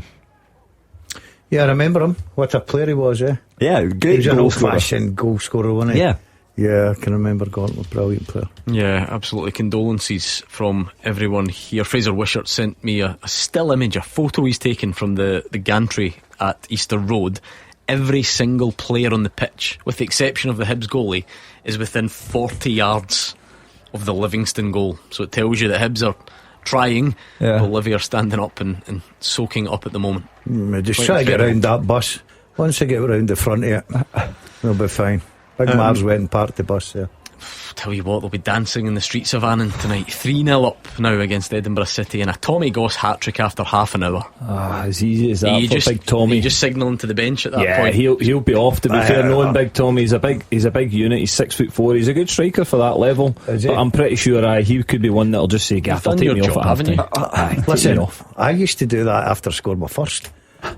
We've got a goal at Celtic Park. Goal flashes with M&D Green Pharmacy. Celtic 0, Motherwell 1, and it is Elijah Just. He's been a sensation all season for the Steelmen, and he has scored at the home of the champions with a low finish. Hatate lost the ball, edge of the box. Elliot Watt gave it to Just, a low finish, and the Steelmen have the advantage. Now, who would have tipped a Motherwell win? Just you wait, there's a long way to go. Don't you jinx it. I told you, I keep telling you, this is a patchwork Celtic side, and I asked the question at 2 o'clock, how long can you go on not playing well but getting results?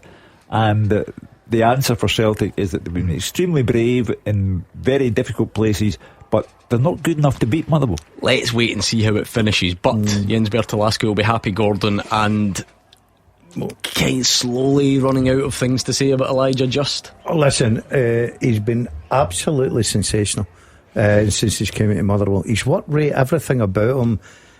He must be a dream to play with. and he can add goals as well, Gordon. So I tell you what, it was a special checkout the day for his goal, rather than yesterday it was self-checkout. Today it's a special checkout. That's the supermarket analogies are done for now, right? Let's just leave it there. Supermarket sweep. Fraser, we're not quite there yet. We're not quite at that Saturday where we start pestering Fraser about when votes go in and when his dinner is, and making sure we're all invited and that sort of stuff. But will Elijah just be in that conversation when it comes around, Cammy? Listen, he's been absolutely fantastic for Motherwell this season. Again, goals like that at the end of the season, he's got to be in the conversation. There'll be a number of Motherwell players for me that'll be in that conversation because they've been so good this season.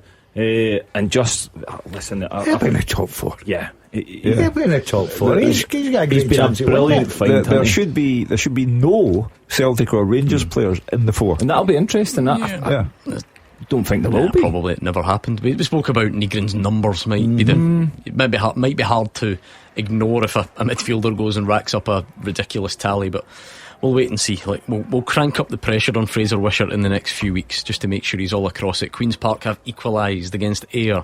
Ewan Murray on 33 minutes. We had Jim Duffy in the studio last night, humble as ever, not wanting to take any credit for his role in helping Queen's Park really recover pretty well. It's doing okay, isn't it? It's been impressive stuff trouble. recently. They're pushing up there. To be fair to him, he told me as he delivered me at my home after the programme that Sean Crichton had come up with the masterstroke that had got Queen's Park their winning goal against Ayr in midweek at Somerset Park. So he's a humble, modest man, Jim Duffy. He gave the credit to the manager for that one. And what was the masterstroke? It was the way the side were set up. At 1-1, Jim thought, take the point. Yeah. And the manager went for it. There you go. Overruling his more experienced. He's got to say, a young manager, isn't he, Sean? Yeah. But it just shows you, everybody was looking at Queen's Park, maybe relegation, right? It's tight there now, isn't it? They've got a chance at playoffs up the way. Oh my goodness. To be fair, that's the Championship in a nutshell, isn't it? It always has a bit of that. I think the top 2 should be the top 2 now, won't they? Yeah, certainly. They're the best 2 teams in the league by a country mile. But everything else is very much. You've got a Broth probably guaranteed of playoffs. Guaranteed playoffs, but not guaranteed third, you wouldn't say? No, I don't think so. I think they'll be guaranteed playoff, but it's just going to be incredible because you look down all the way at Morton. Will be disappointed last night they never took anything from the game, because you even still look at them, they've got an outside chance if they were to go on a good run between now and the end of the season. Still make the playoffs. Who's Broth got today? Who they got? A Broth. Are they playing? Yes. They are away to Airdrieonians. Yeah, goalless at the moment in that one. Just out of curiosity, because we'll get to them tomorrow, or later on ahead of tomorrow, but St Mirren are looking for a manager. Are the days gone where you look at the division below and see what the kind of best that has to offer? Where do you think St Mirren will look?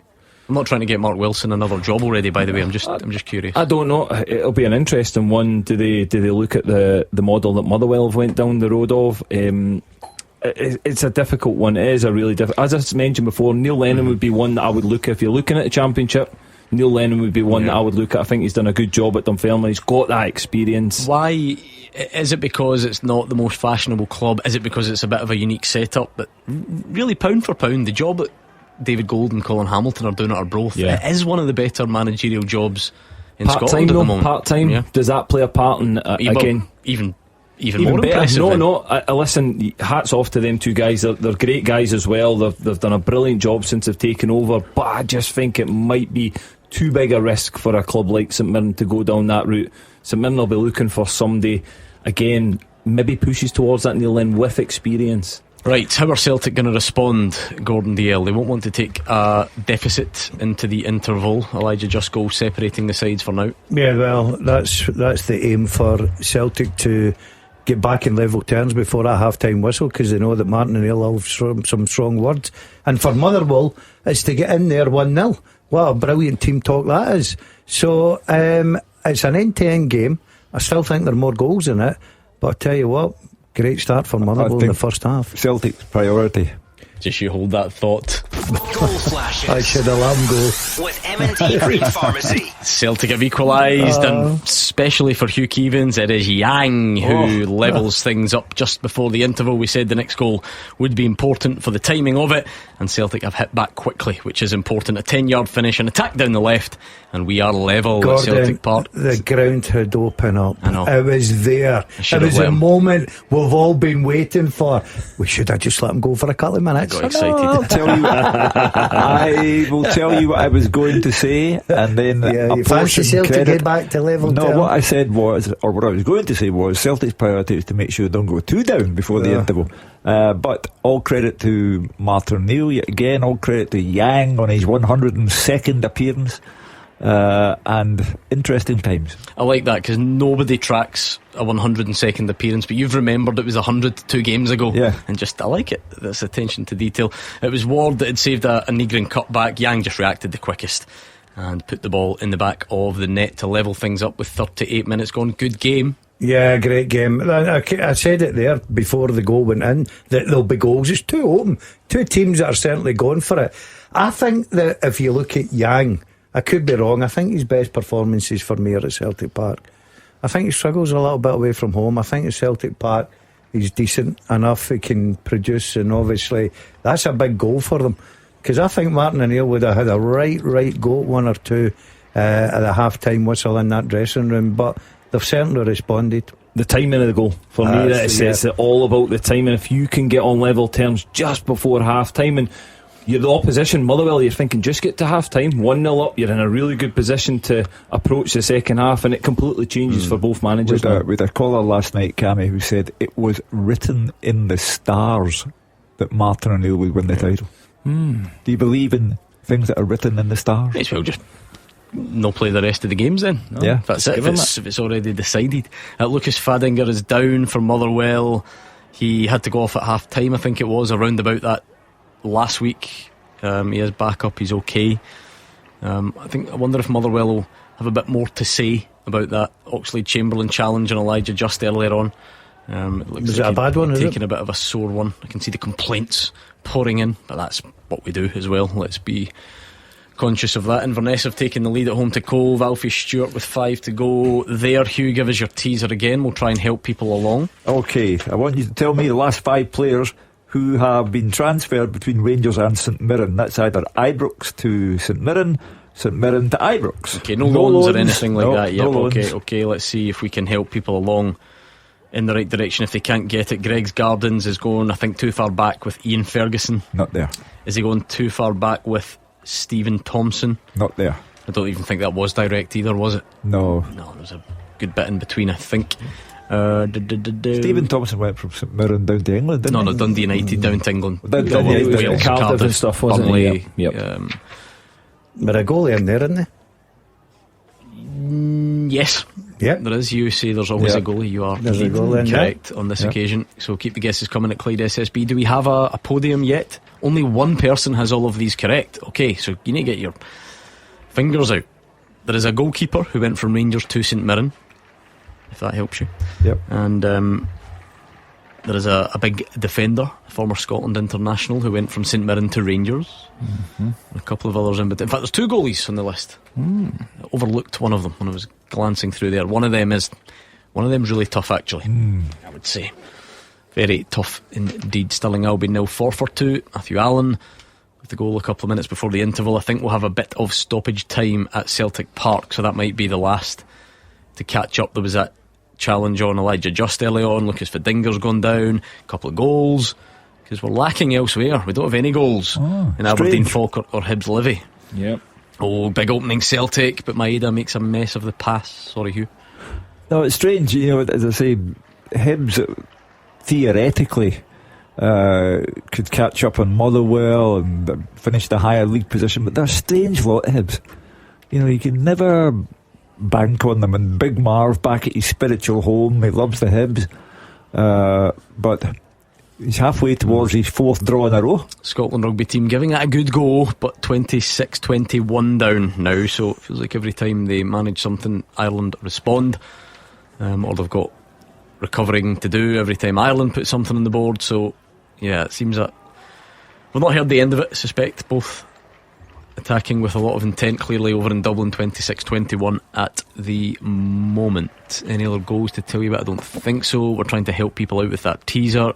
Maeda's just messed up a good opening for Celtic. What a shot in the arm it would be. I mean, for either side, but if we're talking about that big lively crowd and being a goal down, if Celtic could somehow find another and take a lead into the break, I'm sure that would make things... All of this is the Martin Neil playbook.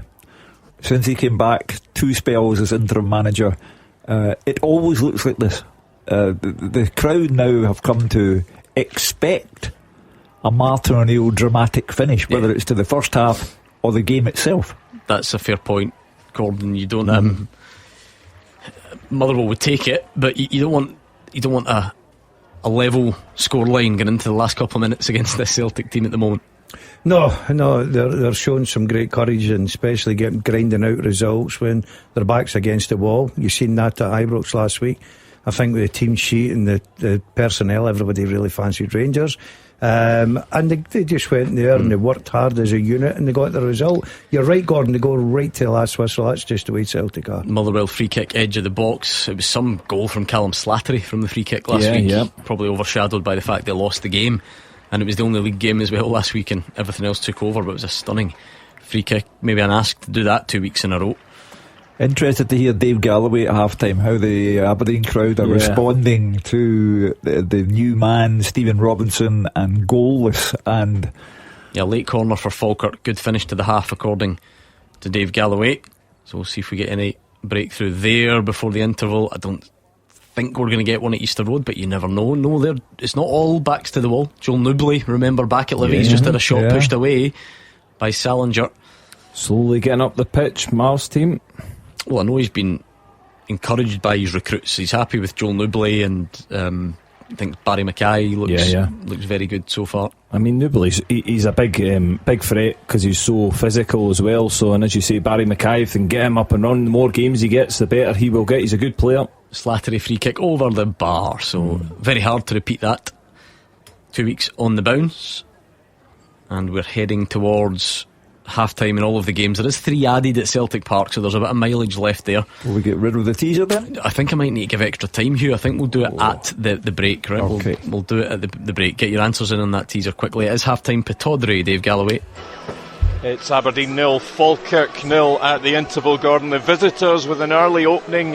Yates robbed Milne and found Miller, whose cross was deflected behind, and they forced another corner straight after, which came to nothing. Aberdeen, though, really should have scored from a corner kick, which found Malloy at the back post. He headed straight at Bain, however. Then Shinnie couldn't capitalise, and the ball was scrambled clear. The away side threatened again with Miller's curling effort from the edge of the box, deflected over. The visiting side have been the better team in this first half. The Dons have been competitive, though, knocking the ball about quite well. Armstrong's shot was charged down, and from another corner kick, Lazetic again at the back post. He saw his effort from a tight angle cleared. The Bairns piled on the pressure as the half-time whistle beckoned. They forced 3 corners in quick succession, which came to nothing. So it's evenly balanced. Not a bad game at all for a 0-0. At half-time at Pittodrie, it's goalless.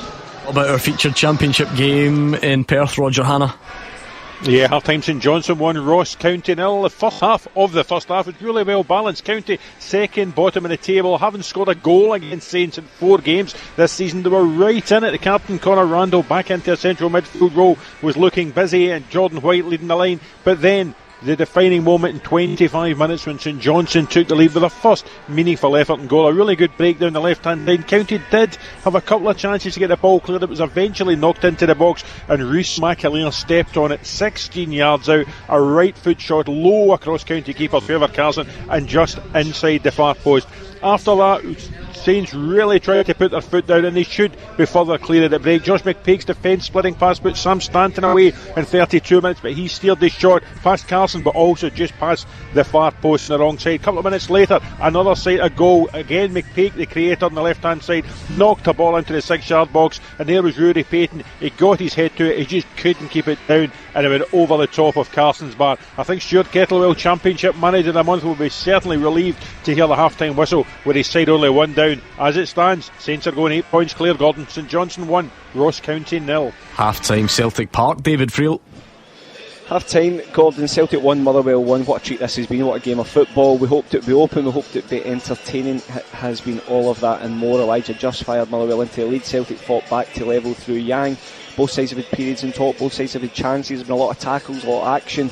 Hopefully there's a lot more of it to come in the second half too. It's been great stuff. Motherwell had so much of the ball early on, but Celtic had the first clear-cut chance, and what a chance it was. Rio Hatate's wayward pass was cleared straight to Benjamin Negrin by Emmanuel Wongelo. He was standing in the middle of the box. All he had to do was shoot. He's normally so deadly from close range, but it took too long to get his shot away, and Motherwell managed to clear the danger. Up the other end, Wongelo's deflected cross caused some panic for Vojami Sinisalo. The keeper survived, I think, with the help of the woodwork.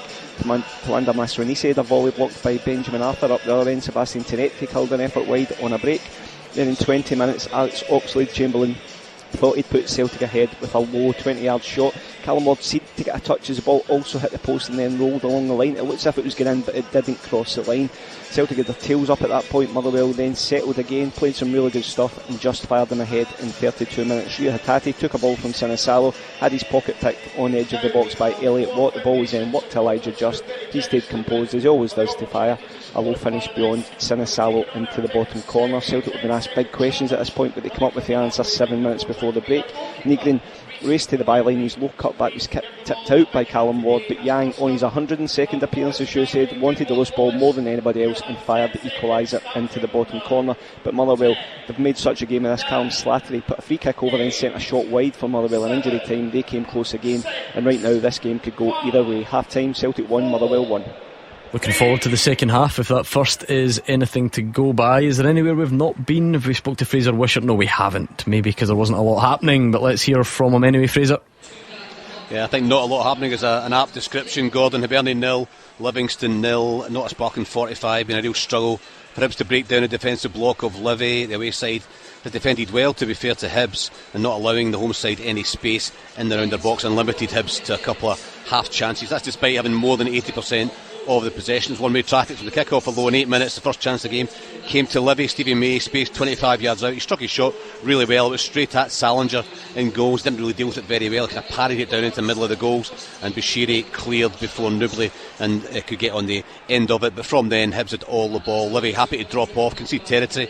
Hibs unable to create any decent chances. Their build-up was too slow. A Nicky Cadden cross shot caused Livy some problems. They drifted a foot wide. The referee said that Prior got a touch, but I don't think he did. 23rd minute, Jimmy McGrath hit the bar from a Cadden corner. It wasn't cleared. The ball bounced around the box 12 yards out. McGrath got a really good effort on it. He struck it really well. It came off the bar cleanly and was cleared away by Danny Wilson. Cadden was Hibs' biggest threat. A number of good crosses into the box. His free kick from the left was headed wide by O'Hora, and then in 40 minutes Hibs almost took the lead. McGrath had shot from inside the box. So many bodies in the box at all times. It was deflected. Prior was diving the wrong way, saved with his feet, and then grabbed the ball to stop it going over the line. Just before the break, Nubli had an effort in 44 minutes. A good strong side foot, comfortably pushed away by Salinger, and that was perhaps only his second touch of the half. The big goalie who's hardly been seen. A team 45 going pretty much as expected, but Hibs need a spark from somewhere. And you think if they get one, Livy will have to open up a wee bit. You might see more goals from Hibs, but the toughest part is going to be getting that one, as Livy have 10 men behind the ball. Marvin Bartley, we're delighted so far. Half time, Hibernian 0, Livingston 0. And we will do a full roundup of those half-time scores. We'll give you the answers to the first half teaser as well when we return. The fastest goals, the experts' opinions. This is Clyde One Super Scoreboard. Half-time scores in the Scottish Premiership. It's Aberdeen 0, Falkirk 0, Celtic 1, Motherwell 1, Hibs 0, Livingston 0. In the Championship, Airdrie 0, Arbroath 0, Dunfermline 1, Wraith Rovers 0, Queen's Park 1, Ayr United 1, and St Johnstone 1, Ross County 0. Into League 1, Hamilton Accies 1, Queen of the South 1, Inverness 1, Cove Rangers 0, Kelty Hearts 0, East Fife 1, and Peterhead 0, Stenhousemuir 0. In League 2, it's Annan Athletic 3, Edinburgh City 0, Elgin City 1, Dumbarton 0, Stirling Albion 0, Forfar Athletic 3, Stranraer 1, East Kilbride 1, and the Spartans 0, Clyde 0. If the English Premier League is your thing, Burnley 0, Bournemouth 0, Sunderland 0, Brighton 0.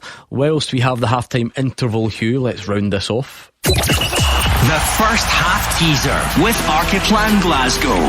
Planning permission and building warrants drawings for home extension, conversion or renovation.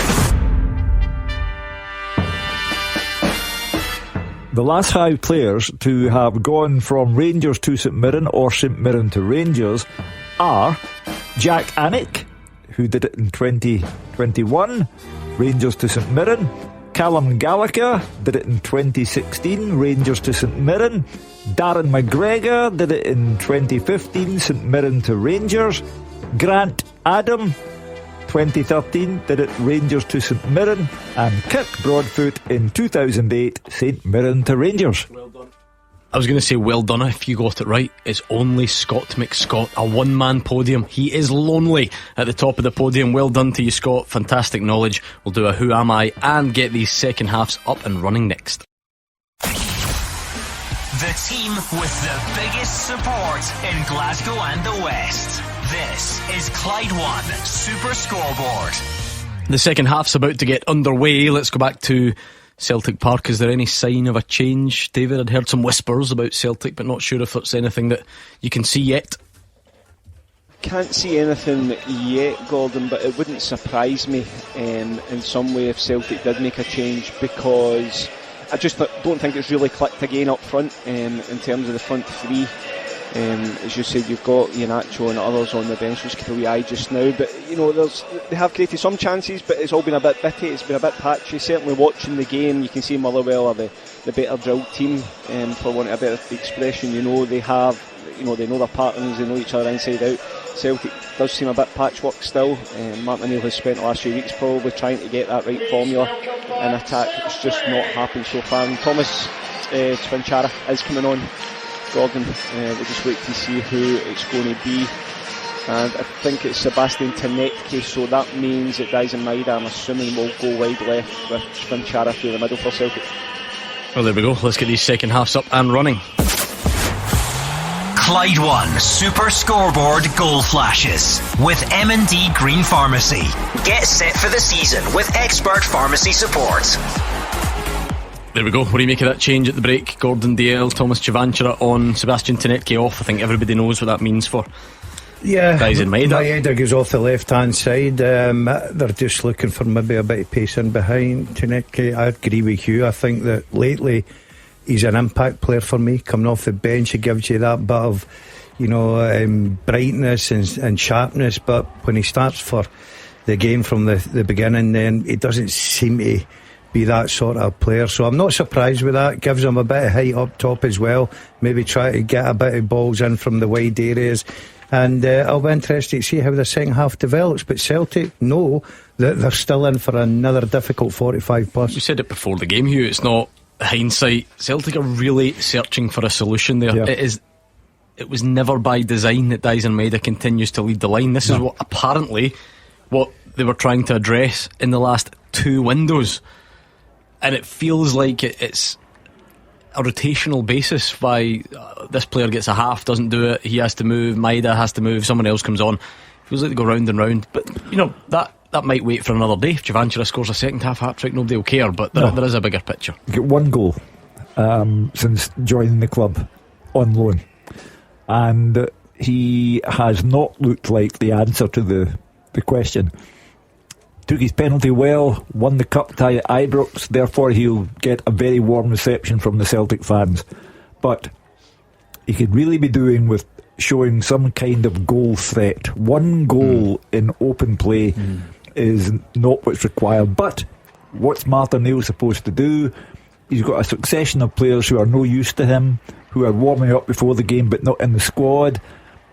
He's got Maeda, who in that goal scoring position through the middle has gone 13 games without a goal, 13 and a half if you count today.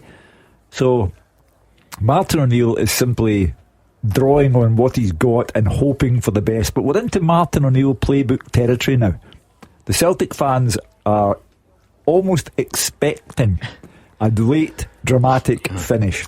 Well, it's over in Dublin and over in more ways than one. Ireland 43, Scotland 21. So the hosts really flexing their muscles in the latter stages of that game, and that is that. A campaign with quite a few highs, but unfortunately a couple of lows in there as well. and defeat in the end over in Dublin.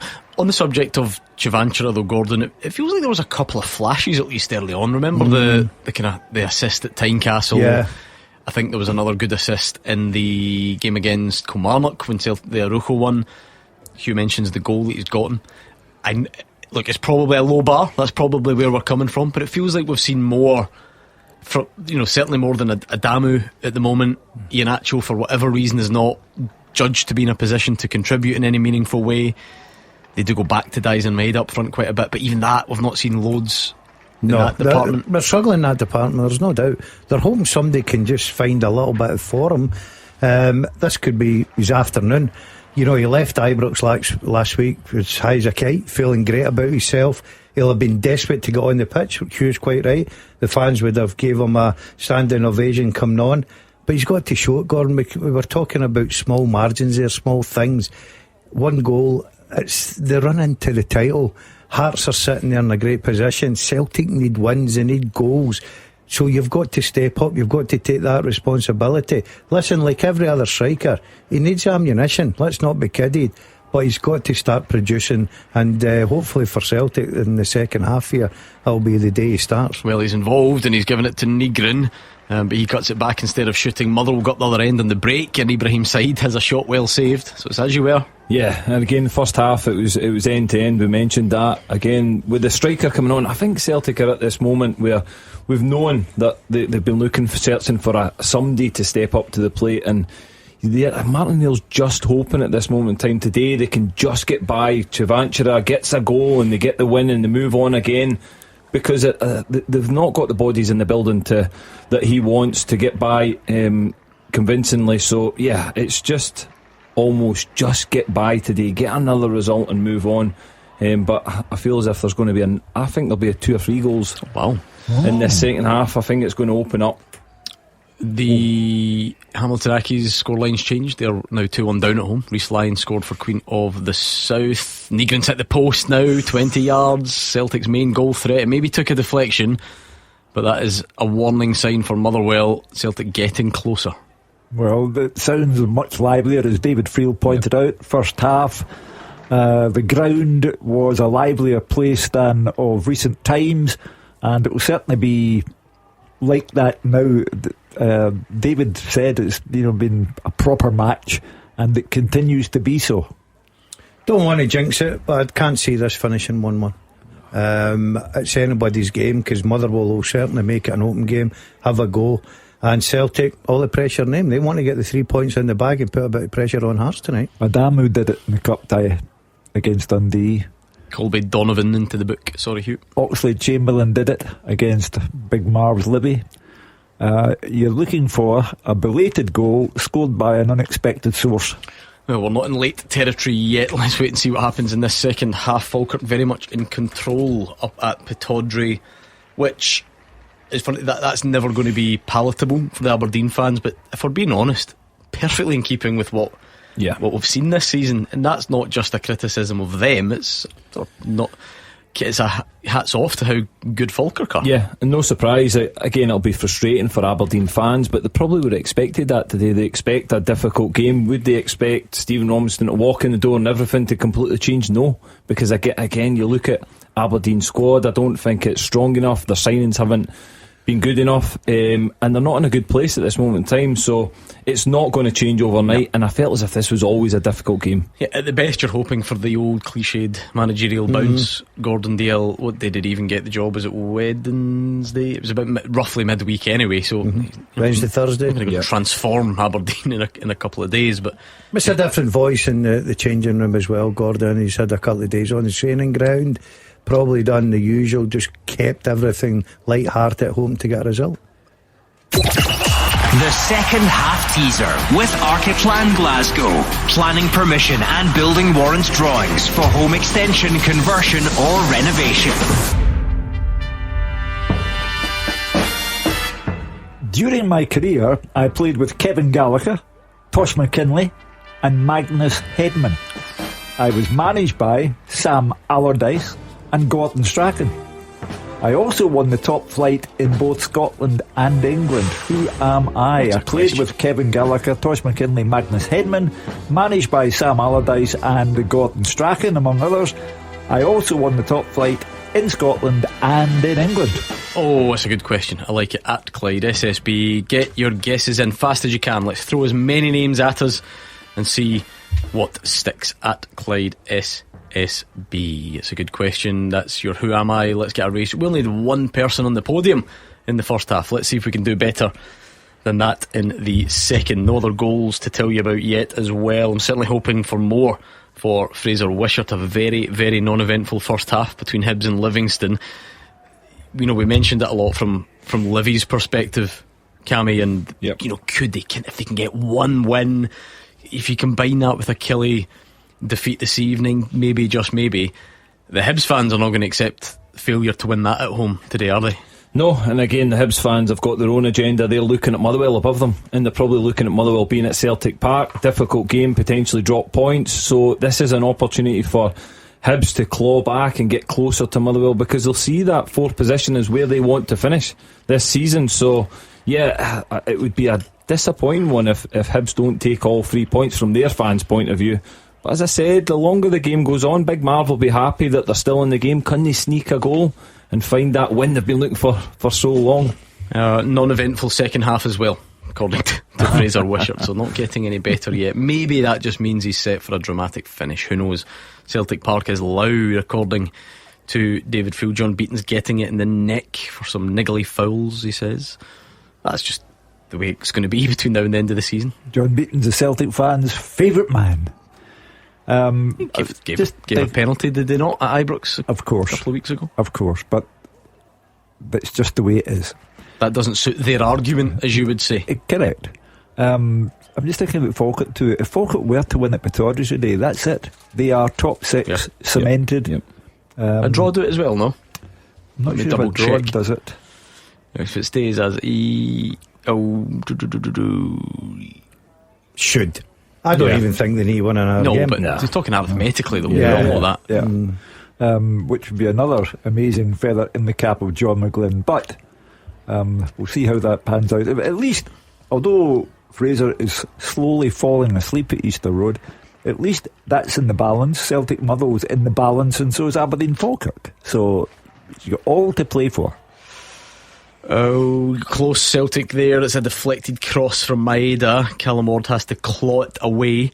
So Celtic certainly seeming the more likely in the second half, albeit Ibrahim Said had that shot on the break from Motherwell, but the Hoops looking like they fancy another here. Well, they'll wait till the 90th minute, bring on Iheanacho. That would just be like the thing. Yeah. They wouldn't care if they've got a 90-minute winner. They wouldn't care. No, it's all about the 3 points. They bring on Ross Doohan at 90 minutes, and if he scored, that'd be fine.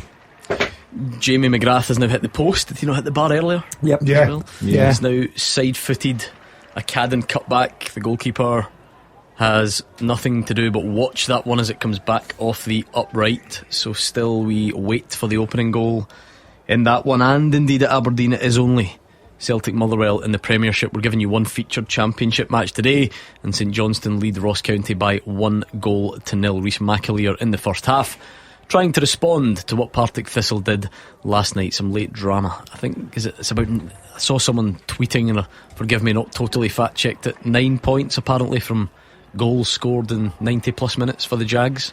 So that sort of mentality that your old teammate in here, Mark Wilson, instills in them. It's incredible, isn't it?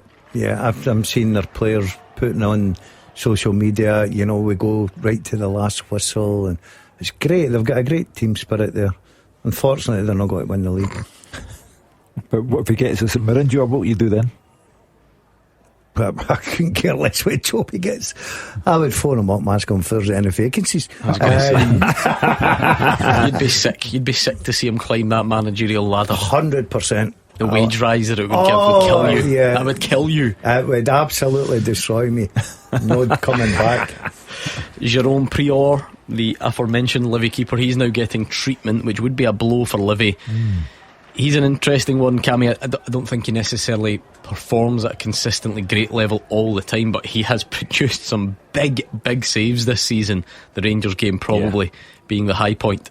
Yeah, certainly. Again, he's got it in him. He's got them big saves. It's just the consistency. Again, it's always difficult when you're playing in a team that's sitting bottom of the league. You obviously concede a lot of goals. It's not just down to the goalkeeper. But yeah, I've seen him. I felt the Rangers game, he was excellent that day. Really, really good. Under a lot of pressure for a long time, so it would be a big blow if he has to come off. He's playing on for now. The Seagulls are winning, Hugh, you'll be happy to know. Sunderland 0, Brighton 1. Might be their day, because the Sunderland thought they'd scored. The goal was chopped off on a VAR call, and now they've gone 1 up. But they're trying to avoid losing more games today and in the season so far than they did last season in total. Is that right? There you go. So Tony Bloom's magic wearing off, is it? Yeah, my grandchildren tell me it's all the fault of the manager, who is apparently a dud. Having been a genius the season before. Exactly, that's the way it works. Good to know that happens down the road as well as up here. But we'll keep an eye on everything going on that you need to know about this afternoon. We're still waiting. Aberdeen and Hibs, those venues, absolutely nothing by way of goals yet, and 1 each at Celtic Park. But we did say Celtic probably looking the more likely so far after the interval. Your second half teaser is up and running. We'll continue building up to the later game tonight, which should be a cracker. Hearts going down to Rugby Park to try and respond to whatever Celtic do. We don't know yet what that will be.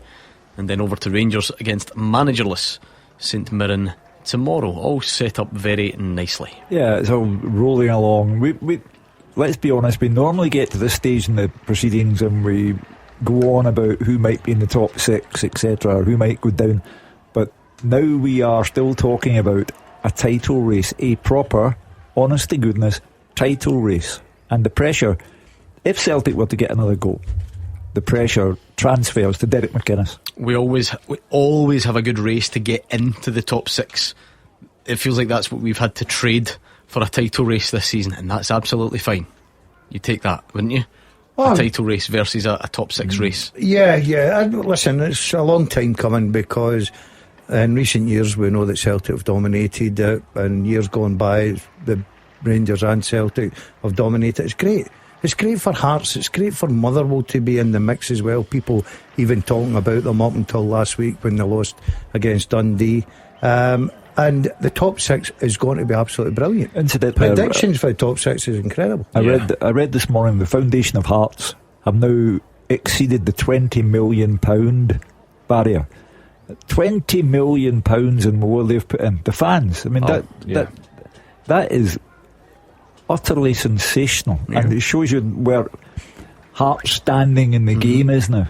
Motherwell fan owned, Falkirk fan owned, St Mirren won the cup as well. Not a bad time for the model. But £20 million in total so far. That's unbelievable. Luke McCowan is coming on, probably the Ox going off, according to David Phil. Maswanisi goes down in the box but doesn't even claim, which is usually a bit of a telltale sign. Potentially a big moment in the League 2 title race when East Kilbride fall behind away to Stranraer, but at the same time the Spartans fall behind at home to Clyde, so that would be nothing changing there at the top. Maybe just an advantage for those teams below them. Maeda and Side clashing. It's all very competitive out there. Side tends to have a few kind of moments of madness, gets involved, and Daisen Maeda and him having a bit of a niggle, but all fair enough at the moment. And on we go. Celtic 1, Motherwell 1 as we move towards the hour mark. It's getting dark now and the rain's coming down, getting sinister. That's the way you like it. Game will pick up now. It was actually Nygren off. Was it? Right. Having a rotten game then. I mean, he's always the goal threat. He has a hand in the goal. He's hit the post. He's the biggest goal threat. You wonder if there is any sort of fitness. Did you take him off at Ibrox last week issue there? Yeah, eventually, but it was a bit later, wasn't it? Yeah. Or maybe was it that late actually? Was he one of the earlier ones? But he's gone off today, Benjamin Nygren, which is surprising that's your goal, your biggest goal threat, your top goal scorer. Yeah. But it could be a niggle, it could be something that we don't know. But he lasted into extra time last week before he went off. Yeah, McCowan will bring that energy. He's got quality as well. He's a goal threat we've seen recently. Luke McCowan will be remembered as the man who said, when Celtic are in form, They are the best team in the country. Well, he's got the chance to back it up. He's now playing as a number 10, having played everywhere, it feels like. Maybe an exaggeration, but he's been moved about a fair bit. He's in that number 10 role, which maybe is his best, his most preferred. Got a goal in him as well. Yeah, he has. Yeah. Double change for Hibs as they try and find the breakthrough. Soto and Iredale off. Scarlett and the about to depart Martin Boyle coming on. Cammy, what have you made of the story came out earlier in the week that he's going to leave at the end of the season? David Gray confirmed it. You know him well. Wonderful servant to Hibs. Yeah, brilliant servant to Hibs. Great lad as well. A big character around about the changing room and for the club. So over the years he's contributed so much to a brilliant Hibs team and when he's been in it. So yeah, it will be a miss, but again, Hibs will move on. Not sure where Martin will go next. It'll be interesting to see if he goes over to Australia. I know there's been rumours of going there, so it'll be interesting to see where he ends up.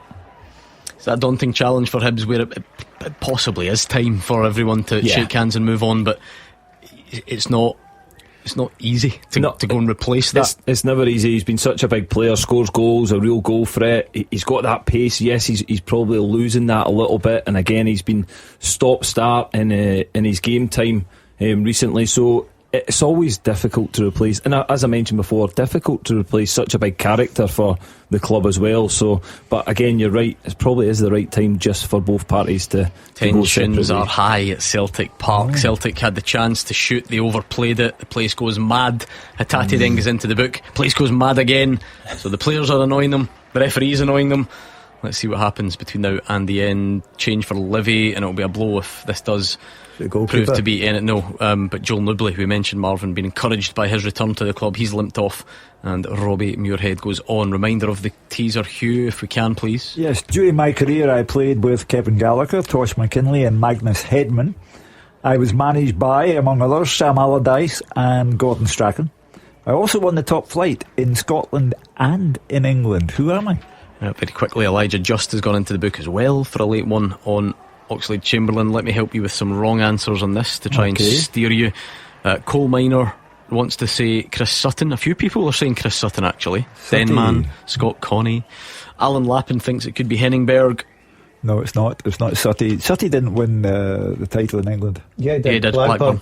Of course. Yeah. Sutton and Shearer. Yeah, absolutely. So keep your guesses coming. Hopefully those wrong ones are helping you along. If you can at least eliminate some of those, it might point you in the correct direction. Nothing else to tell you about yet other than that Elijah Just booking for a late one. So that's Just, Oxlade Chamberlain, Hatate, Donovan, a few on yellow cards at Celtic Park as we move towards the final 25 minutes or so. Told you, Martin O'Neill playbook time.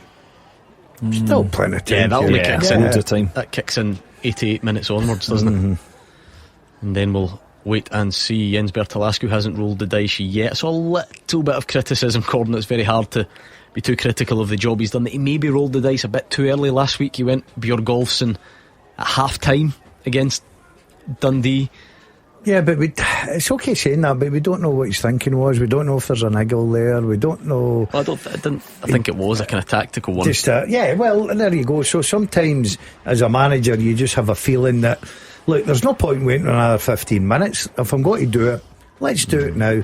I'd much rather do it half time than do it 10 minutes into the second half, if I'm honest. It's a kind of backhanded compliment to Martin O'Neill, the fact that the crowd are getting seriously on edge. I mean, this man is dealing with a vastly inferior squad to the one he might have had, and he's worked wonders with them, but it's a backhanded compliment. The crowd actually expect Celtic to prosper and stay on Hearts' tail. Maswanisi goes wide now with a curler, so not seen loads of Motherwell in an attacking sense in the second half, but showing still very much carrying that threat.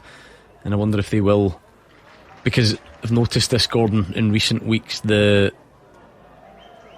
chopping and changing that Jens Bertalascu used to do is not quite there anymore. You know, I think he's got what's pretty much a full strength starting 11, give or take.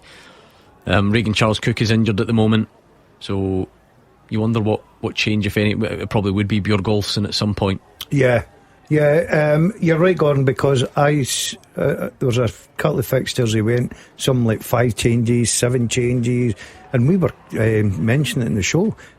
Couldn't believe the amount of changes in personnel that he was going out with, but he seemed to settle. He's starting to living down now. I think it's just a run in. I just think he's happy with everything, and then he's hoping that his substitutions will now be impact players that will come on and make a difference. Andy Halliday, no chance of him coming on. Wouldn't have thought so. No, he's sitting with his iPad. I'd do that just to annoy the crowd. I don't think you're at that stage in management. You go, tell you what, I've got to stick you on, Andy. just to annoy the ones behind the goals. 4 Ross County subs in 1 goal as they try and get back into our featured championship game against St Johnstone, including Uche Ikpeatsu, who's booed on against his former team. Such is the way. Hugh, I've got news for you. Yang has been Celtic's main man in the second half, full of purpose, a real driving force. According to David Friel, he's got the goal as well, so maybe he's got more of a contribution to have before the end. I am his mentor. I am the one who's driving him on. I think you've softened on him a bit, believe it or not. I'm his motivational expert. Something like that, yeah. Anyway. Oh, Celtic claim for a penalty. Is that going to be given? And either way, we won't hear. We'll never hear the end of it, I'm sure. Dyson Maeda goes down from a corner. It's always hard to sort those ones out. Is it the game stopped? Not yet, I don't think so. But it will. I mean, everything will be checked, won't it? Yeah. Interesting. Yeah, it's big stopped. Big moment. Oh. Yeah, we'll take a look, of course. It's that old one about where's the ball going? Is he getting on the end of it? Has it been prolonged holding? All that sort of stuff that goes on when it's a penalty check for pulling. Those can be some of the messier ones. The Celtic fans could be singing Beaton's name by well, yeah, it's funny that. All of a sudden he become their favourite referee. Oh, I think he's going to the monitor, John Beaton, and you know what that means. Probably got a Celtic penalty incoming here. Yep, Aitor Björgolfsson was going to come on for Motherwell, but he might be on to try and get them back into the game rather than trying to press home what they've already got, because I think John Beaton is about to award a penalty, a pull on Dyson Maeda from a corner, and he's over at the monitor. It tends to head in that direction, not always, but you know the way it usually works out. Yeah, just with the referee going over there, we don't normally see it overturned, so I would imagine that Celtic have got a great opportunity to go 2-1 up from the penalty spot, but listen, they've still to score it. Who will take it? Hatati? Well, he made such a mess of the one at Ibrox and then followed it up with another one at Ibrox a week later. And Oxlade-Chamberlain maybe confident after last week. Schwanchara scored the winning penalty. No, Nygren won it. Oh, Nygren it was, yeah. Sorry, Gordon, my apologies. Schwanchara got the penalty that won the game. Yeah, it'll be interesting. Yeah, I think it was Emmanuel Longello at the back post who seems to have brought down Dyson Maeda is given, which is often the way when they go to the monitor, so no huge surprise there. So Emmanuel Longello's protests falling on deaf ears, and there we go. Yeah, John Beaton probably won't be getting such a hard time now. No, you wouldn't imagine. We can hear one Johnny Beaton come over if they score. Oh, tell you what, not only that, he's sent off. Emmanuel Longello sent off as well. Judged to be denying a goal scoring opportunity. Yeah, because the goalkeeper's out. I think it's an open goal, if you like, and he's pulled him, so there's no attempt to get the ball as such. And we've got one of these elsewhere. Wow. Goal flashes with M&D Green Pharmacy. And it's Aberdeen who take the lead against Falkirk. It's a gift from Scott Bain, and Kevin Nisbet has scored. So there we go. Stephen Robinson is up and running at his new role as the Aberdeen manager. Motherwell are down to 10. And it's a penalty to Celtic, so this could be a fairly disastrous couple of moments. Chavanchara is going to take it, big Tam, and as they say, he's come on. Now this is half-time interval. He'll score all day long. I have nothing to say. All day long, 100%. Put the buzzer. It's getting the back in it. We'll wait and see. I'll tell you what, I'll buy his all dinner if he doesn't. Why? There you go. I'll buy his all dinner. It's always in the favour of the penalty taker, isn't it? I don't know why you're. I'm putting my dinner out there. Now Callum Ward is booked as well, the Motherwell goalkeeper. There's a lot going on. Emmanuel Longello sent off, so Motherwell down to 10. So even if this wasn't to go, and here he comes, Chavanchara.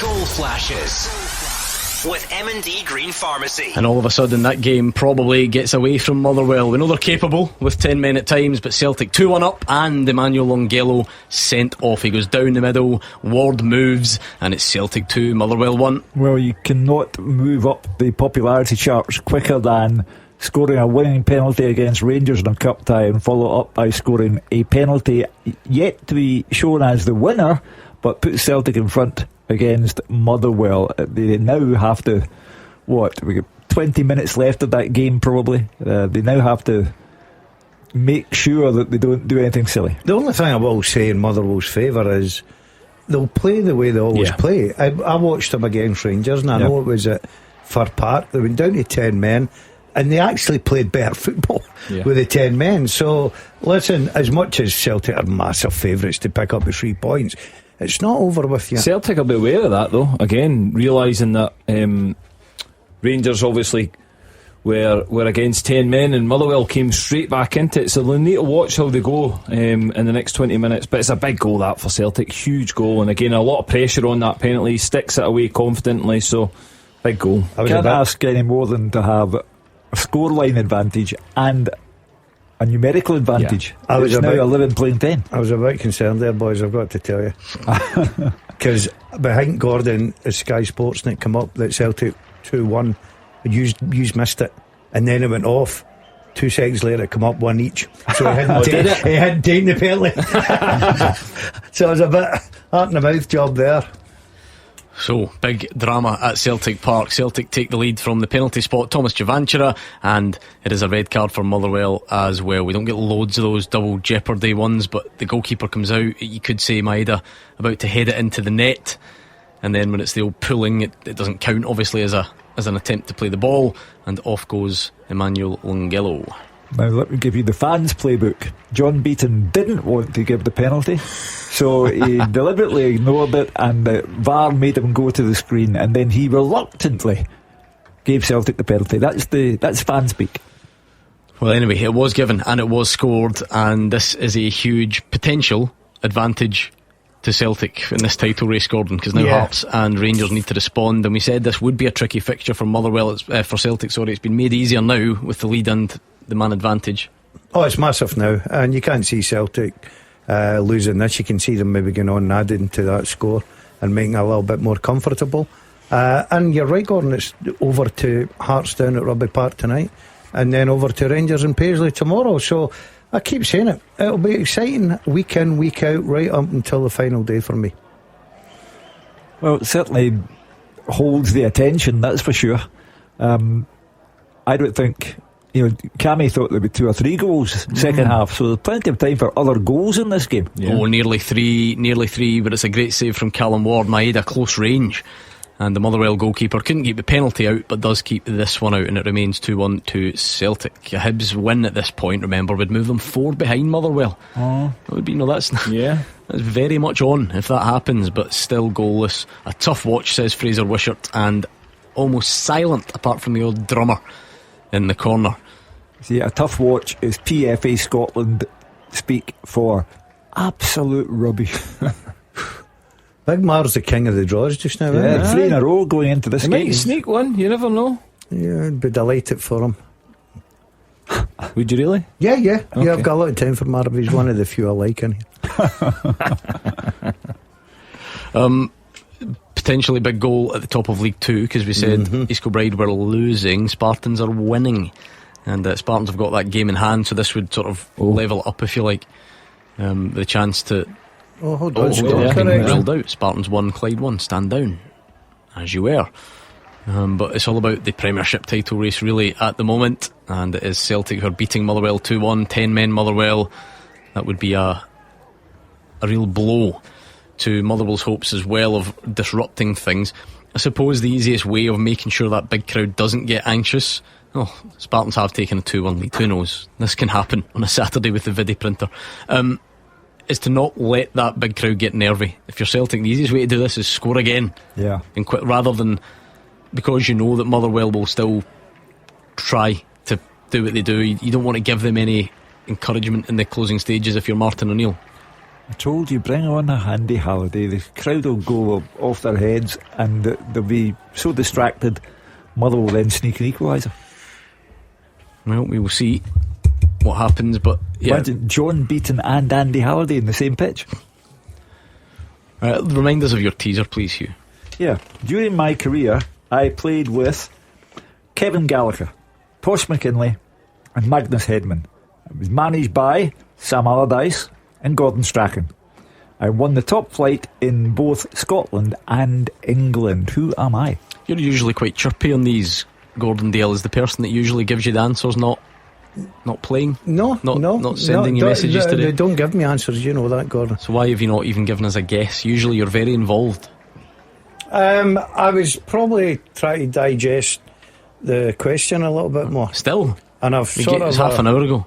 I've sort of got a wee bit of indigestion with it, but I feel that I've got there. Alright, Liam wants to go Henrik Larsson. Hugh? No. Okay. Keep going and just in case my answer's about to come out here. Henrik Larsson, Kevin Gallagher? Don't think so. There's only two that I can think of. Right, go on then. Okay. Write something down and Hugh will tell you if it's correct. Oh, God, keep us waiting. How slow is he writing? Any chance? He's got it. Oh, good on you. A couple of changes at Celtic Park to tell you about. Sirachi and Bernardo on for Tierney and Oxlade-Chamberlain, and same for Motherwell side. And before we even get to that, Goal flashes with M&D Green Pharmacy. Celtic 3, Motherwell 1. That will be that. The 10 men of Motherwell a long road back now, and it is Yang who's scored his second of the day. He's been very good by all accounts. Long ball over the top, great finish. Celtic make a statement in the title race. Yeah, again, Martin O'Neill. The man has worked wonders with a very weak squad, and the pressure's all on Hearts now because Celtic are 2 points behind, and the Hearts have a difficult fixture to negotiate in Ayrshire tonight. Yeah, well, pressure's over to Derek McInnes now, and it's job done. I said it before. All that Celtic can do is ask the question, put the pressure on Hearts, because this has happened to Celtic on a number of occasions recently where they've had to play after Hearts have already got the points on the board. Now it's Celtic's opportunity, and we'll see how Hearts handle the pressure tonight. Big 3 points. It was close. That decision, penalty kick, 10 men obviously played right in the hands of Celtic. I always thought Celtic would win it narrowly anyway, if I'm honest with you. But Yang, I keep saying it, Celtic Park, I think he looks a different player for me. Yeah, I thought just something. Oh, you remember that terrific goal he scored against Rangers at Celtic Park? Yeah, when I watch him away from home, I don't think he's the same sort of a player, but at Celtic Park he seems for me that he comes alive, whether it's a big atmosphere, whether it's a big pitch, whether it's the fact that they dominate most of the game at Celtic Park. But I've always said, look, he's not my favourite player of all time, but I've always said there's something in him. There's definitely something in him. And right on cue, Cammy, that's what we were about to discuss. You scored that third and kill it off rather than giving this Motherwell team any encouragement at the end that they could maybe nick something like they did against Rangers with 10 men. Yeah, it's so important. It's so important that you approach it when Motherwell go down to 10 men. It's all about the way Celtic approach the rest of the game. They've approached it in the right manner. They've went after that third goal, because as you say, if you don't get that third goal and it's 2-1 with the last 5 minutes to go, Motherwell will throw everything at you, and they still will. Listen, Motherwell won't go away, they won't give up, but it's right, too big a gap now. I'll be the first to say it. That is Motherwell out the title race. Okay, I think I'd agree with that. I'll be brave and come out and say that. I won't sit in the fence with this one. Listen, if Hibs win today, and they've got a bit of a fight on for fourth place, but anyway, big news coming out of Easter Road: booking for Marvin Bartley. Just can't help himself. What's he done? Rolling the ball on the pitch, complaining that they should have had a corner when it was a goal kick. He's childish at times. He's just looking for that win. It was so even last week. He was complaining he was too warm last week. He went away and took off his t-shirt and all that. He's just a drama, man. He's drama written all over him. He's trying to fire his players up in the closing stages. Remind us of the teaser, Hugh. Maybe do the one or two more warnings on this. During my career, I played with Kevin Gallagher, Tosh McKinlay, and Magnus Hedman. I was managed by Sam Allardyce and Gordon Strachan. I also won the top flight in both Scotland and England. Who am I? Even Gordon DL has it. Don't let that make you feel bad. But at Clyde SSB, if you want to throw some more names in, please do so. We'll maybe round that off in round about 5 minutes time. Jamie wants to throw Robbie Keane's name in. Nope. Okay. Never won the league in Scotland. No, that's right. Josh Campbell's missed a sitter from a few yards for Hibs. Prior saved from Dane Scarlett initially. And the Hibs fans will be getting a bit grumpy, I'd imagine. Can Marvin Bartley's side hold on? But again, a draw doesn't really suit them. But you would still rather get a point on the board than not. In Al Pacino fashion, clawing inch by inch on any given Saturday. Oh, it's millimetre by millimetre if you're going to do it by draws at this stage for Livy, isn't it? But big man's undefeated. Fair play. I know, but draws are not good to you. No, they're not. Unfortunately, they're not at this moment. But he's definitely had a reaction. You can see they're a harder team to beat. And again, there's time for him to nick it. I mentioned it before. If Livingston were to go and beat Hibs today and then Kilmarnock lose, they're right back in it. Yeah. They are. Yeah, it could be a sliding doors moment perhaps, but they've got work to do on that front so far. Motherwell still making changes, but it's a long road back. 3-1 down to 10 men. Sam Nicholson on for Elijah Just, Jordan McGee on for Tom Sparrow. They'll keep doing the same things, no doubt. Yeah, they certainly will. Listen, the one thing you know about them, they'll just play the same way, but that horse is bolted.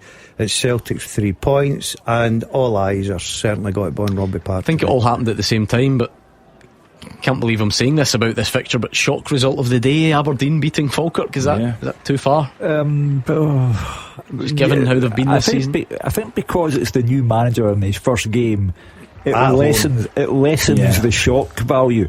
But it is a top 6 team losing to a bottom 6 team who have employed a new manager for only one reason. The team was terrible and they had no guidance at all. I didn't pick Dave up in the half-time. Has he changed the sort of the way they've played? Because that's what the big problem was down here. People were thinking, he's a bit Route 1.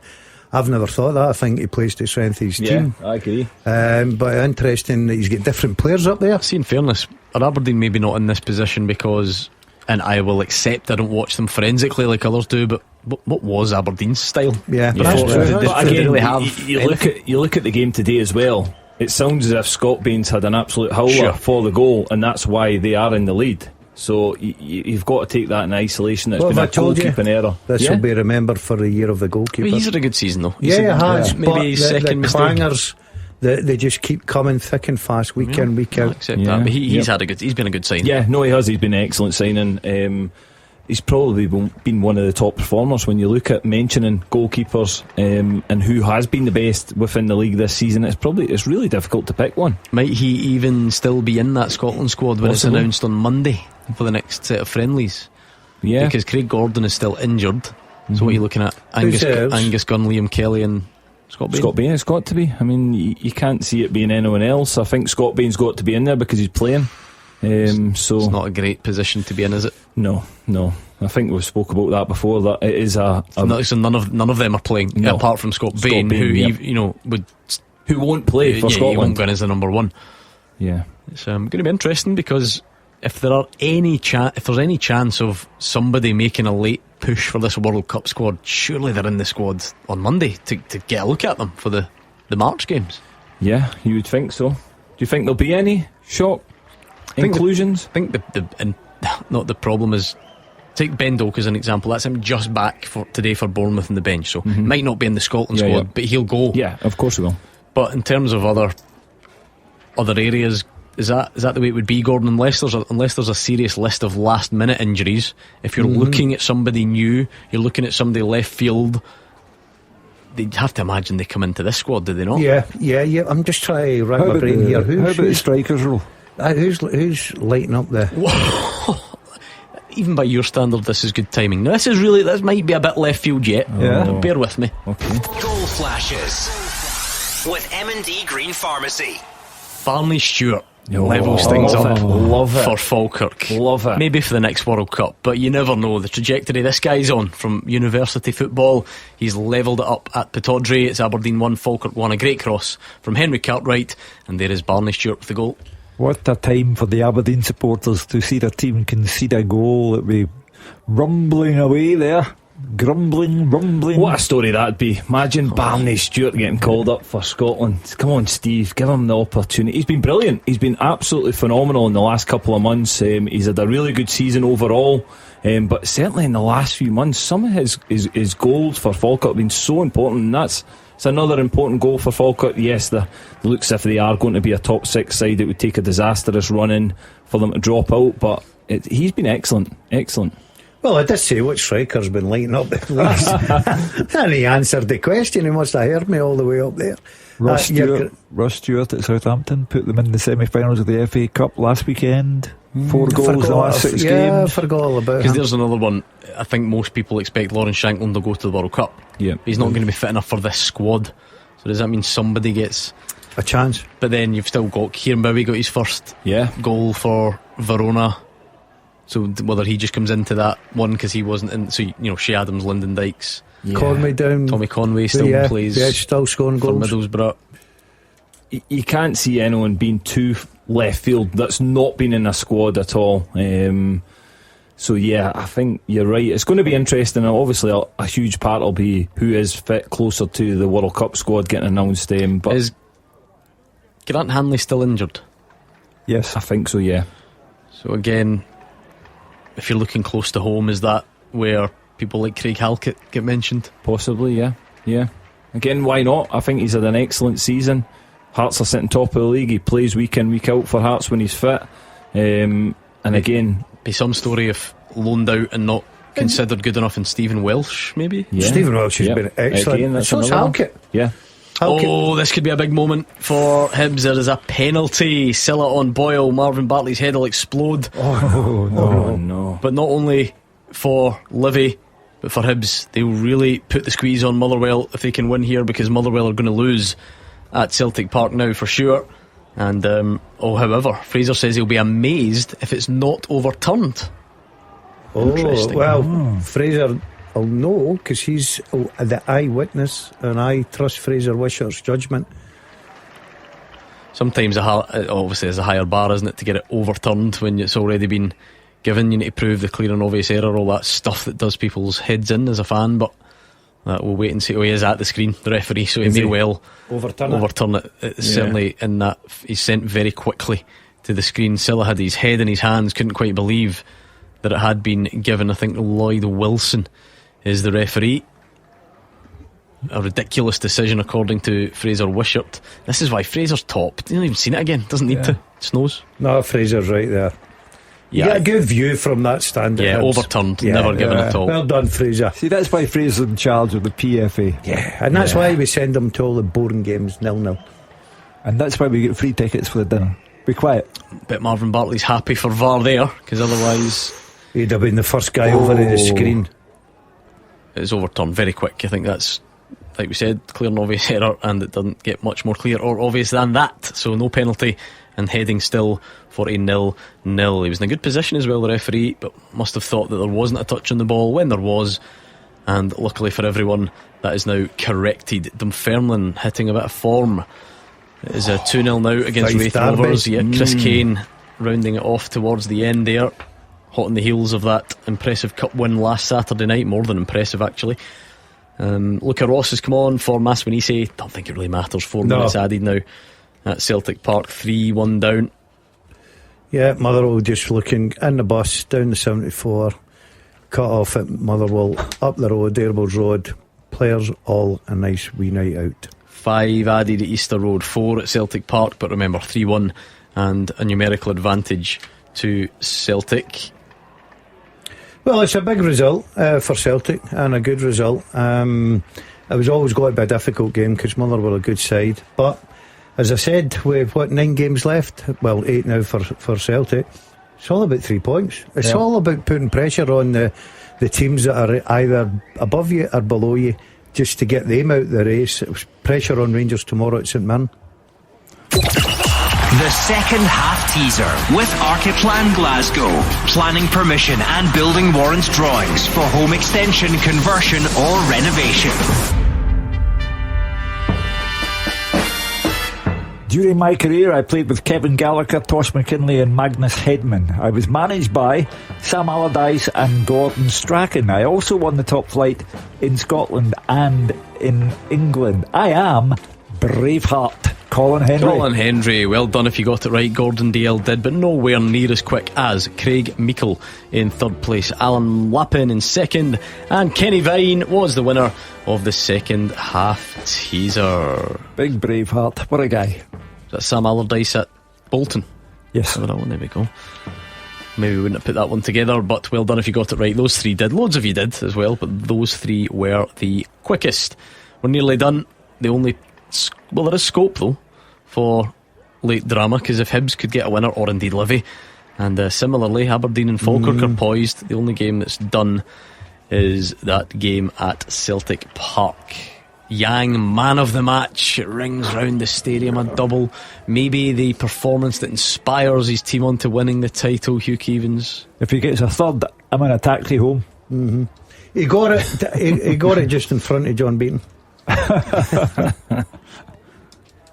But big result, and I keep saying it, Yang at Celtic Park, he offers him something. He's a willing worker, he's getting the goals. He might be the difference. Yeah. He could be the They're difference. looking for somebody to put the ball in the back of the net, and he's been doing that. Full time Aberdeen, the Stephen Robinson era is underway. How was it, Dave Galloway? It was a good game, and it finished Aberdeen 1, Falkirk 1. The visitors with an early opening. Yates robbed Milne and found Miller, whose cross was deflected behind. Aberdeen should have scored from a corner, which found Malloy at the back post. He headed straight at Bain. Shinnie couldn't capitalise, and the ball was scrambled clear. The away side threatened again, with Miller's curling effort from the edge of the box deflected over. The Dons were competitive and knocking the ball about quite well. Armstrong's shot was charged down, and from another corner Lazetic saw his effort from a tight angle cleared. A strong finish to the first half by the Bairns. Spencer's drive was on target but deflected past for a third successive corner, and they continued where they left off after the break. Broggio's shot from a tight angle parried well by Mitov at his near post, and Tate's shot from distance stung the keeper's hands. At the other end, Lazetic tried to home in on goal but was stopped in his tracks by a brilliant Henderson tackle before he could pull the trigger. Yates had a turning shot which was deflected wide of the Dons' goal. Falkirk looking the likelier side, but Bain gifted an opener to Aberdeen after 74 minutes. Henderson passed the ball back to him, and as he attempted to play it back into midfield, Nisbet charged the ball down and then headed it into an empty net. Falkirk deservedly equalised though in 89 minutes. A great cross into the box by Cartwright, and Stewart deftly headed into the corner of the net. So a point apiece here. A big improvement from Aberdeen, it has to be said, after last weekend's shambles at Dunfermline, and Falkirk move a little bit closer to nailing down a top 6 place. It's finished Aberdeen 1, Falkirk 1. Big result from Celtic Park, David Friel. Big result, Gordon. Full time, Celtic 3, Motherwell 1, and Yang. He was the star of the show. Celtic produced a big win in this title race. Martin O'Neill must have demanded a big second half performance from his team. They definitely delivered that to cut the gap at the top to just 2 points. With Hearts playing tonight, drawn 1-1 at the break. Celtic proved too strong in that second half. Motherwell also finished with 10 men following Emmanuel Longello's red card for a Celtic penalty award. Yang scored in both halves. Thomas Chanchara converted that penalty, and as you say, it's a massive win for Celtic. They're 2 points behind Hearts as they go to Kilmarnock tonight, and all the pressure is on them now. Celtic have done their job. They went first this weekend and they produced the win. First half was pretty even. Celtic a lot better in the second period, and they definitely deserved the points. Celtic the first clear-cut chance of the game. Emmanuel Longello's attempted clearance straight to Benjamin Negrin. He's normally so lethal in front of goal, but for once he hesitated and the chance was lost. Longello's cross caused some panic for Sinisalo as Motherwell came back into it, but then Celtic thought they'd scored in 20 minutes. Alex Oxlade-Chamberlain, low drive from about 20 yards, the ball squeezed past Callum Moore, hit the post, then rolled along the line but didn't cross the line. Celtic were pushing, but Motherwell settled again, and Elijah Just fired him ahead in 32 minutes. Rio Hatate was robbed by Elliot Watt on the edge of the box. The ball was then worked to Just. He stayed composed to fire a low finish beyond Sinisalo into the bottom corner. Celtic were clearly rocked, but they found the equaliser in 30 minutes through that man Yang.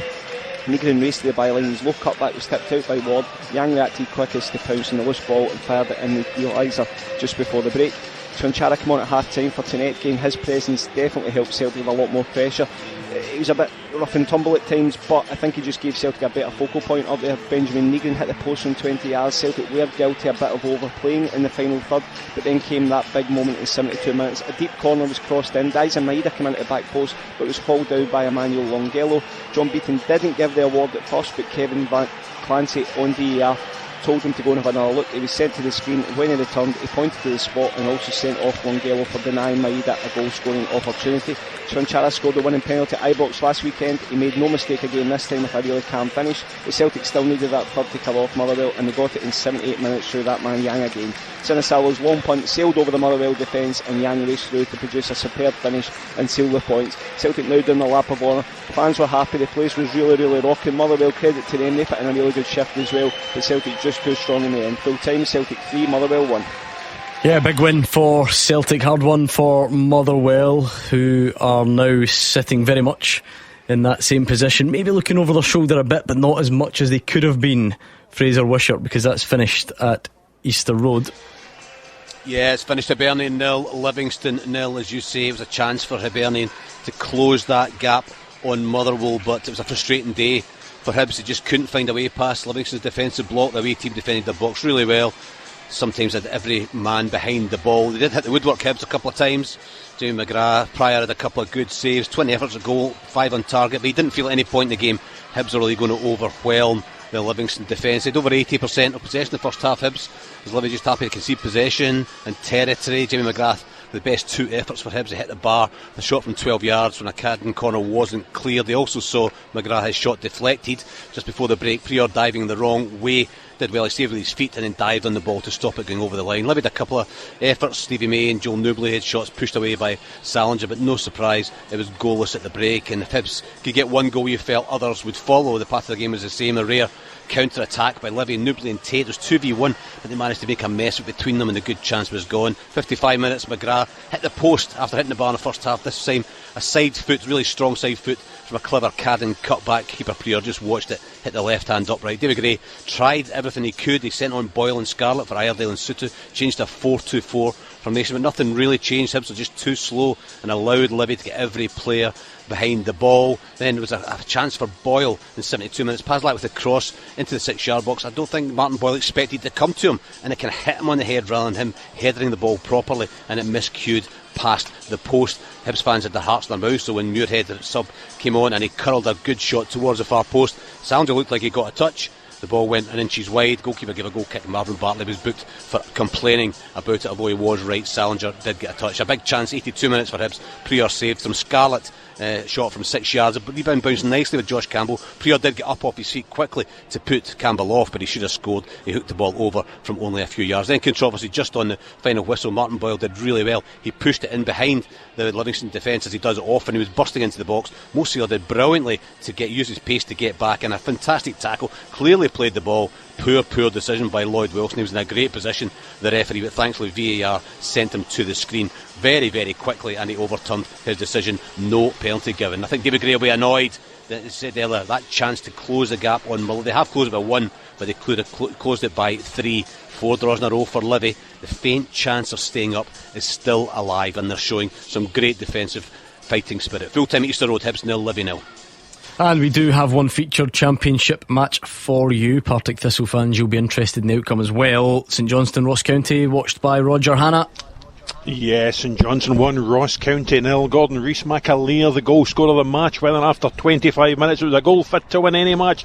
A really crisp right foot shot from 16 yards across Trevor Carson and inside the far post, and it's fired. St Johnstone 8 points clear at the top of the championship tonight, ahead of a potentially season-defining visit to Firhill to face Thistle on Friday night. Saints were a better team. They should probably have won by more. A couple of chances late in the first half missed by Sam Stanton and Rory Payton. Again, better in the second half. Stanton heading over from a Morgan Boys cross after 58 minutes, and then towards the end Jason Holt trying his luck from distance. A good save from Trevor Carson in the county goal. It was tousy at times. There was 6 bookings from referee Colin Stephen. There was 5 minutes of added time that really had the Saints fans sweating as it was an aerial bombardment from County, but they got the win. They're 8 points clear, having played a game more, and If they can win at Firhill on Friday night, they will only be 10 points from the title. As for County, deep in relegation trouble with Airdrie getting a point at Arbroath, Stuart Kettlewell's men bottom of the Championship and staring at back-to-back relegations. St Johnstone 1, Ross County 0. And now it's over to you. 0141 951 1025. That is the number that you need, so give us a call right now. Let's hear from you on the phone lines. How big a win was that for Celtic today? Celtic fans, you'll be coming out of the stadium, you've done your bit, you get to watch and see what Hearts do, and then Rangers tomorrow in response. How significant do you think that was? It's against one of the better opponents as well, so how important was that? What about some of the individual performances? Motherwell fans, it's been a great season up until this point. How do you feel after that? Do you feel aggrieved at the penalty and the red card? It'd be nice to hear from you there as well. And then what does it do for this title race? Hearts fans, maybe you're heading down to Rugby Park. Wouldn't mind hearing from you how you feel that one is set up. Does that put a bit of extra pressure on? Similarly, Rangers fans, tomorrow you've had the disappointment of the Scottish Cup lingering all week as well. How do you feel? We'll preview all of those and look back on today's action as soon as we return. So call us right now please. 0141951 1025. The Clyde One Super Scoreboard Podcast was brought to you by White & Mackay. A calm head amongst the chaos. 18 plus. Keep the heat and always drink responsibly. Left it late for Mother's Day? Don't worry, Moonpig's got ya. Because there's Mother's Day cards, and then there's Moonpig Mother's Day cards. Aww. You can add stickers, her favourite photos, even a message in your very own handwriting. Get it there with next day delivery. So there's no faff, no panic, and you'll still be the favourite. Plus get 20% off when you use code MUM20. Because this Mother's Day, everyone deserves her. Moonpig.com. It's like a jungle, sometimes it makes me wonder how I keep on going under. Get that Toyota electric feeling with the all-new, all-electric Toyota Urban Cruiser. Available with 0% APR representative and £1,500 deposit contribution. And save £1,500 with the Toyota Electrified Saving. Visit your nearest Toyota centre. Price from $29995. Available on Toyota PCP when financed through Toyota Financial Services by 30th of June 2026. Optional final payment indemnities may be required. See website conditions apply. The Clyde One Super Scoreboard Podcast with White & Mackay, where wit, wisdom and experience still make occasional last-minute appearances. Smoothly does it. Private healthcare sounds pricey. At Benenden Health, it's less than £16 per person per month. Just for GP calls. For a 24/7 GP helpline, physio, diagnostics and more. Now, tell me. All about my medical history. No medical questionnaires or hidden charges. We like to call it healthcare done different. Spot on. Benenden Health. Healthcare done different. Fee review periodically. 6-month wait for some services. T&Cs apply. Selected surgical procedures after 6 months. 24 in Northern Ireland. UK only. Visit benenden.co.uk. Get more of what matters with the new Google Pixel 10a on EE, the UK's best network. Save £16 a month, all while getting Gemini, your personal AI assistant, 30 hours battery life, and data gifting. You'll save when you trade in too. Get your Google Pixel 10a on EE today. Launch offer ends 30th of March. Saving on minimum 24-month 125GB Essentials airtime plan. Eligibility, credit check and terms apply. Credit by EE Limited. Verify best network at ee.co.uk/claims. The all-new, all-electric Toyota CHR Plus. Sleek, stylish and quietly reliable. Available with 0% APR representative with £1,500 deposit contribution and save £1,500 with the electric car grant. Get that Toyota electric feeling. Visit your nearest Toyota centre. Price from 34495. Available on Toyota PCP when financed through Toyota Financial Services by 30th of June 2026. Optional final payment indemnities may be required. See website T&Cs apply. LinkedIn is pretty great at a lot of things, like helping you tap into your field's latest industry trends and insights. We can't stop your colleague from tapping her pencil. LinkedIn can help you find new jobs that align with your career goals. We cannot help find the source of that weird smell in the office fridge. Ew. And while we can't stop your colleagues from bringing their hobbies into the office, LinkedIn can help bring your career to the next level. LinkedIn is the network that works for you. After the action, it's your reaction.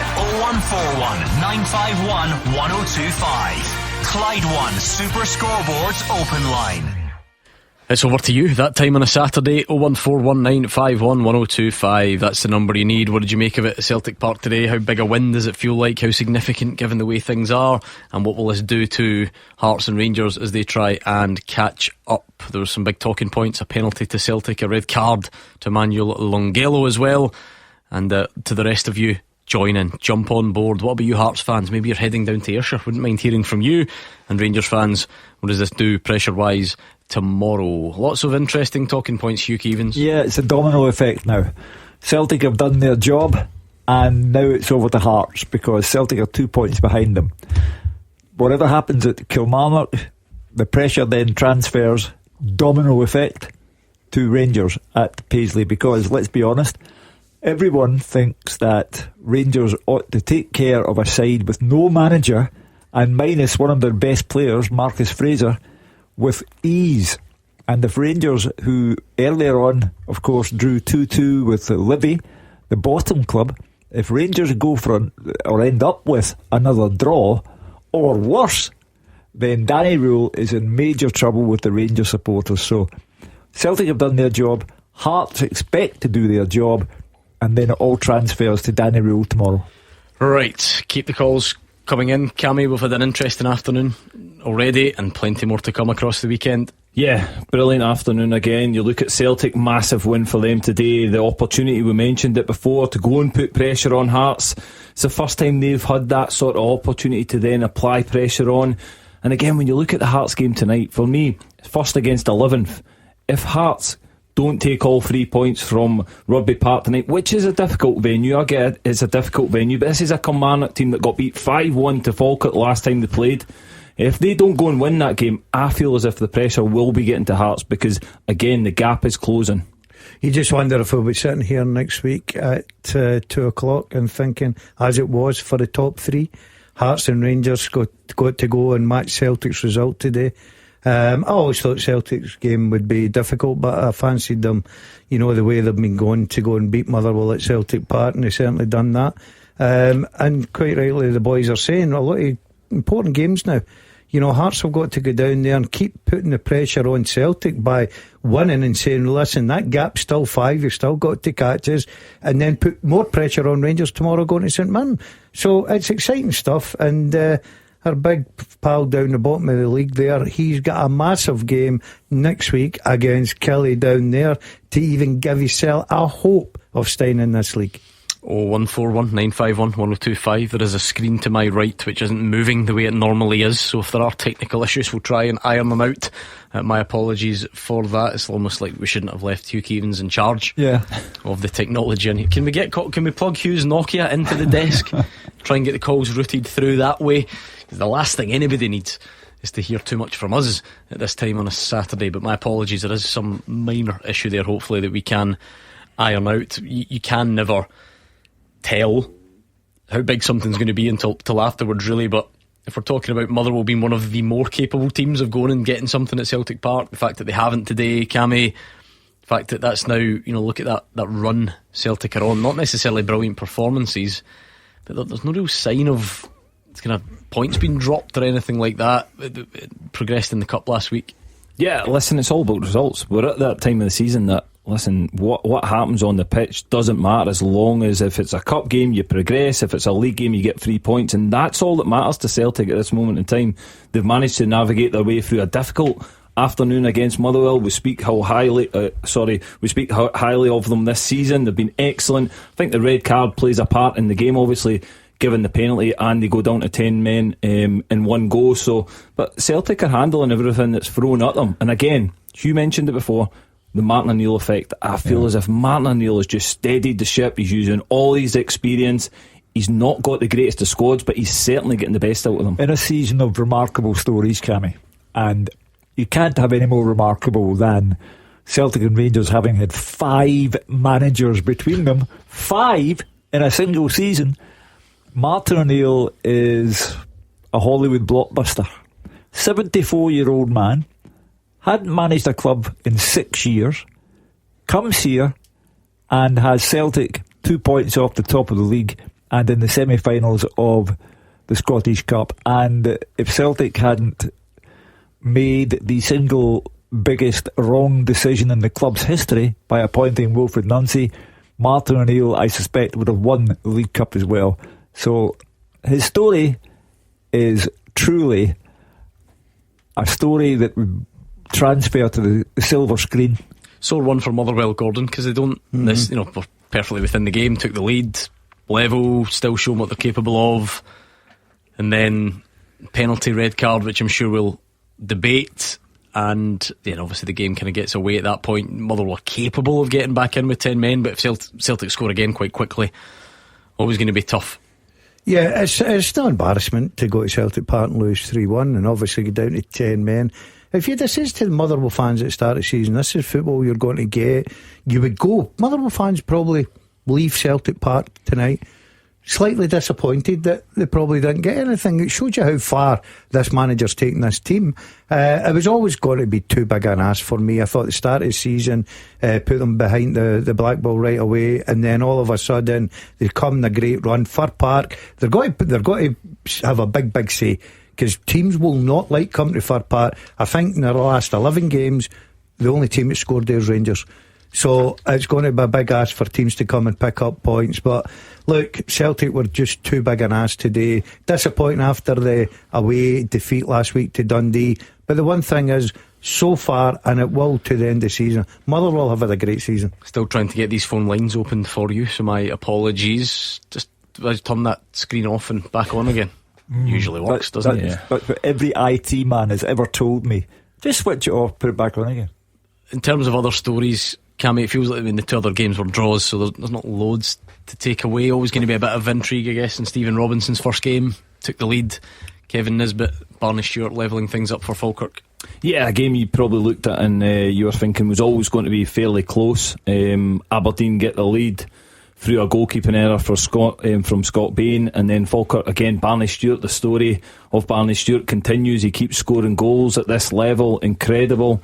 So yeah, you kind of looked at that game. I think Stephen Robinson at this moment in time, he'll just be in there trying to steady the ship, assess the squad and the direction that club's going to go in, because they've obviously made a big decision this week to bring him into the club, and they see the future being with Stephen Robinson. So I think between now and the end of the season, it's up to the players to show him what they can do.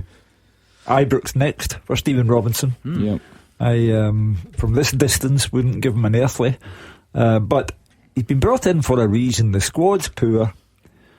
They have been slipping out of sight, and they thought that everything was okay when they won the Scottish Cup last May. They only papered over substantial cracks, and Stephen Robinson has a major job in his hands to make Aberdeen recognisably Aberdeen once again. And then the other bit of that today, Gordon, the third picture in the title, the Premiership story today is Hibs. It's a home draw against the team bottom of the league. A failure to really capitalise on Motherwell losing it at Celtic Park. They did gain 1 point. It sums up the season, I think. 1 minute you see Hibs and they're exciting and they're winning games, and you're thinking, right, they're going to kick on from here. And then you see a performance, but let's not take away anything from Livy. They've went there, done a great job, got a great point for Big Marv down the bottom of the league, scrapping away. But I think if you're a Hibby, you'd be disappointed not beating a team that's not won since August 9th, is it? I'm almost certain turning this off and back on again is going to work. So keep the calls coming. I can see loads of you trying, and we will speak to you next, hopefully. Left it late for Mother's Day? Don't worry, Moonpig's got ya.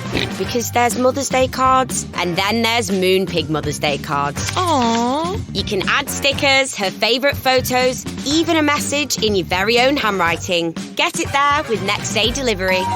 So there's no faff, no panic, and you'll still be the favourite. Plus get 20% off when you use code MUM20. Because this Mother's Day, everyone deserves her. Moonpig.com. Buzzing for the game this week. I want to hear what my mates are saying. I want to tell them they're delusional. I want to tell them who'll score first. I want to call the half-time score and the full-time score. And when our kid pipes up and says, want to bet? I'll stop. Think about it. Check my limits. Check how much I've played. And maybe I'll think, nah, not today, mate. Sometimes the best bet is the one you don't make. Gamble responsibly. Bet Fred. 18+. Gambleaware.org. Get more of what matters with the new Google Pixel 10a on EE, the UK's best network. Save £16 a month, all while getting Gemini, your personal AI assistant, 30 hours battery life, and data gifting. You'll save when you trade in too. Get your Google Pixel 10a on EE today. Launch offer ends 30th of March.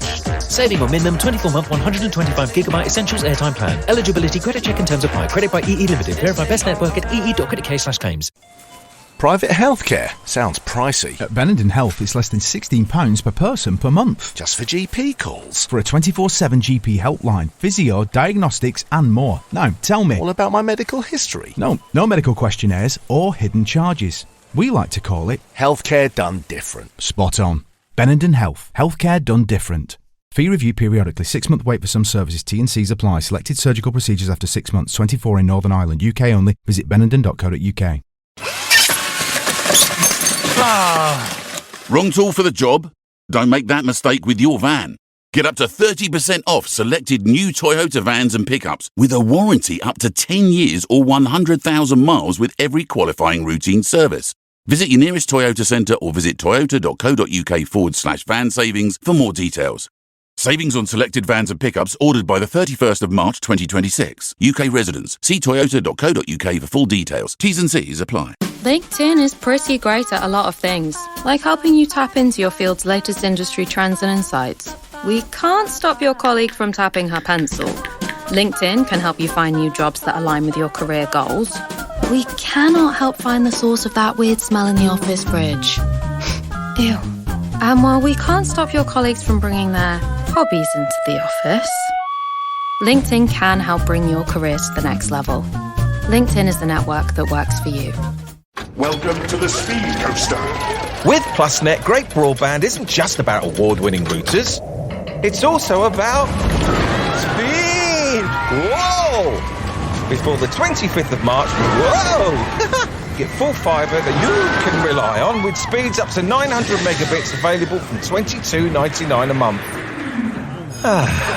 That's a plus. $26.99 from the 31st of March 2027. New customers only. Limited availability. Terms apply. You're listening to the Clyde One Super Scoreboard podcast, the home of Scottish football, and it's proudly sponsored by White & Mackay Triple Matured Whisky. Now let me make one thing crystal clear right from the start. If you've tuned in tonight looking for balance, for moderation, or for a gentle exchange of views where everyone nods politely and agrees to disagree, you are categorically in the wrong place. But if you've tuned in because you know Scottish football isn't about balance, it's about belief, it's about tribal loyalty, and it's about being absolutely convinced you're right, even when the evidence is screaming otherwise, then you are exactly where you should be. So get comfortable, pour yourself a dram and brace yourself, because at some point tonight, something you hear will annoy you. This is the Clyde One Super Scoreboard podcast with White & Mackay Triple Matured Whisky. Smoothly does it. You can't do much in under 5 minutes. Boil an egg? Sure. Cook a roast dinner? No chance. But comparing car insurance prices with mustard.co.uk? Easy. See what you could save in just a few minutes. Click mustard.co.uk. Authorised and regulated by the Financial Conduct Authority. See website for details. What's on TV? The answer is a lot. There's never been more choice over what to put on the box with an abundance of great new shows, but you can miss them all if you don't know where to look. And that's where the Pilot TV podcast comes in, your essential guide to every show that matters. Each week we sift through the very best in prestige TV to help you decide what's worth spending your time on and what isn't. So join me, James Dyer, as well as venerable TV critics Boyd Hilton and Kay Ribeiro, and let us help take the stress out of your downtime. The Pilot TV podcast, because you can't watch everything. It's Clyde One Super Scoreboard's open line 0141 951 1025. Hugh Keevins, Cammy Bell and Gordon Dalziel are here. I would usually say keep the calls coming, and I think you can still say that, but again, for some technological reason well beyond my pay grade, can't quite manage to get you put through at the moment, so my humble apologies. Believe me, if it's annoying for you, it's annoying for me, and the most work-shy man in the west of Scotland is going to have to talk more until 6 o'clock. Yeah. How do you know I was talking about you? Because you pointed to me and I knew you were talking about me.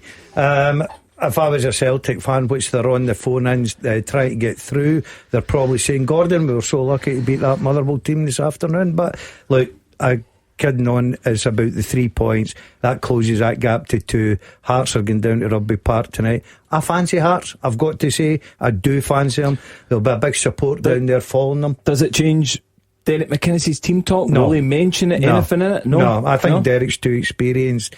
Fraser said that. Why is that a sign of inexperience, though, to just use whatever? No, I don't think he's going to get down that route. Look, even if they lose tonight, they're still top of the league. Yeah. You know what I mean? It's not like saying, look, I know that, but let's not be kidded here. This weekend will be seen as a massive momentum shift if that happens. Look, I think Derek will have done all his work. Everything will be done, and he'll probably have a couple of minutes before he get out on the pitch and say, look, guys, we deserve to be here, we're staying here, let's go and get the job done. He did mention that obviously they were going to keep an eye on the Celtic game, which of course you will. Yeah, I get it, but again, does it? I'm not saying mention it in a negative way. You can use it as just, let's just keep that gap that we have. Again, come down here, treat the game as you say. He'll done all his work on the training ground. He might have flipped it.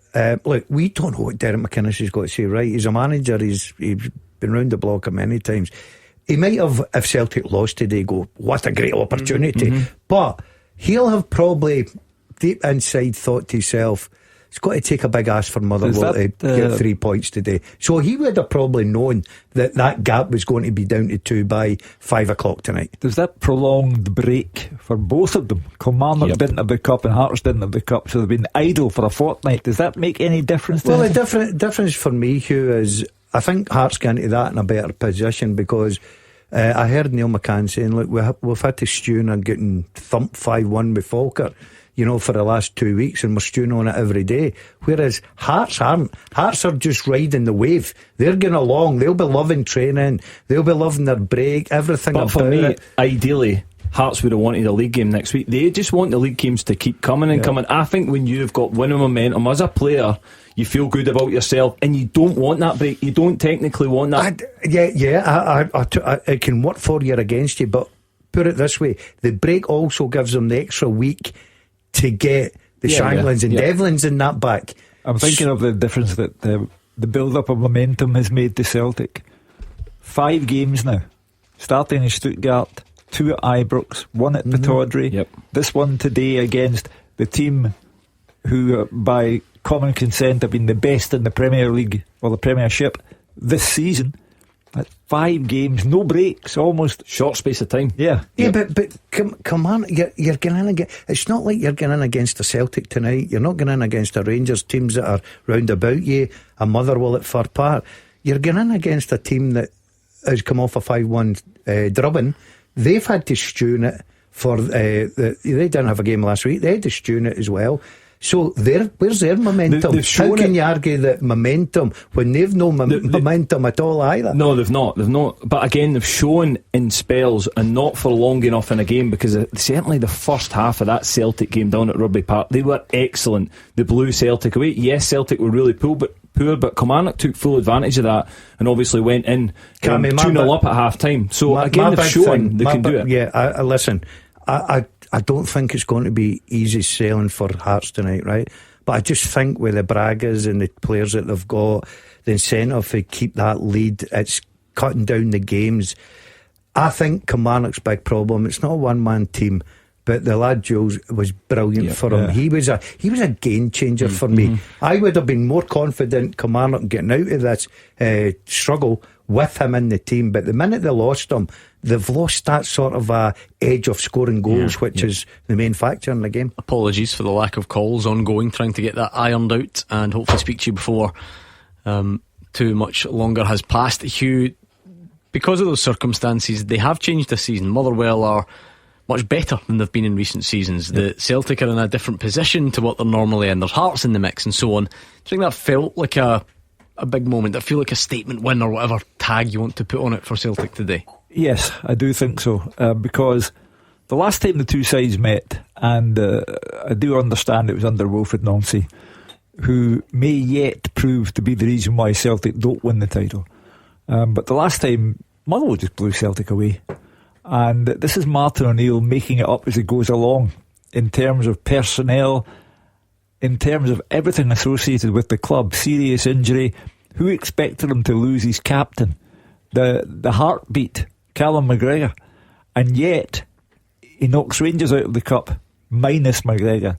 He beats the best team in the Premiership, minus McGregor. Thomas Shivanchara now becomes an interesting one, because he scored the goal that put Rangers out of the cup last weekend, and now he scored the goal that settles the game in Celtic's favour today. So his confidence grows. He will now get a chance, I think, through the middle to see if he can build on that.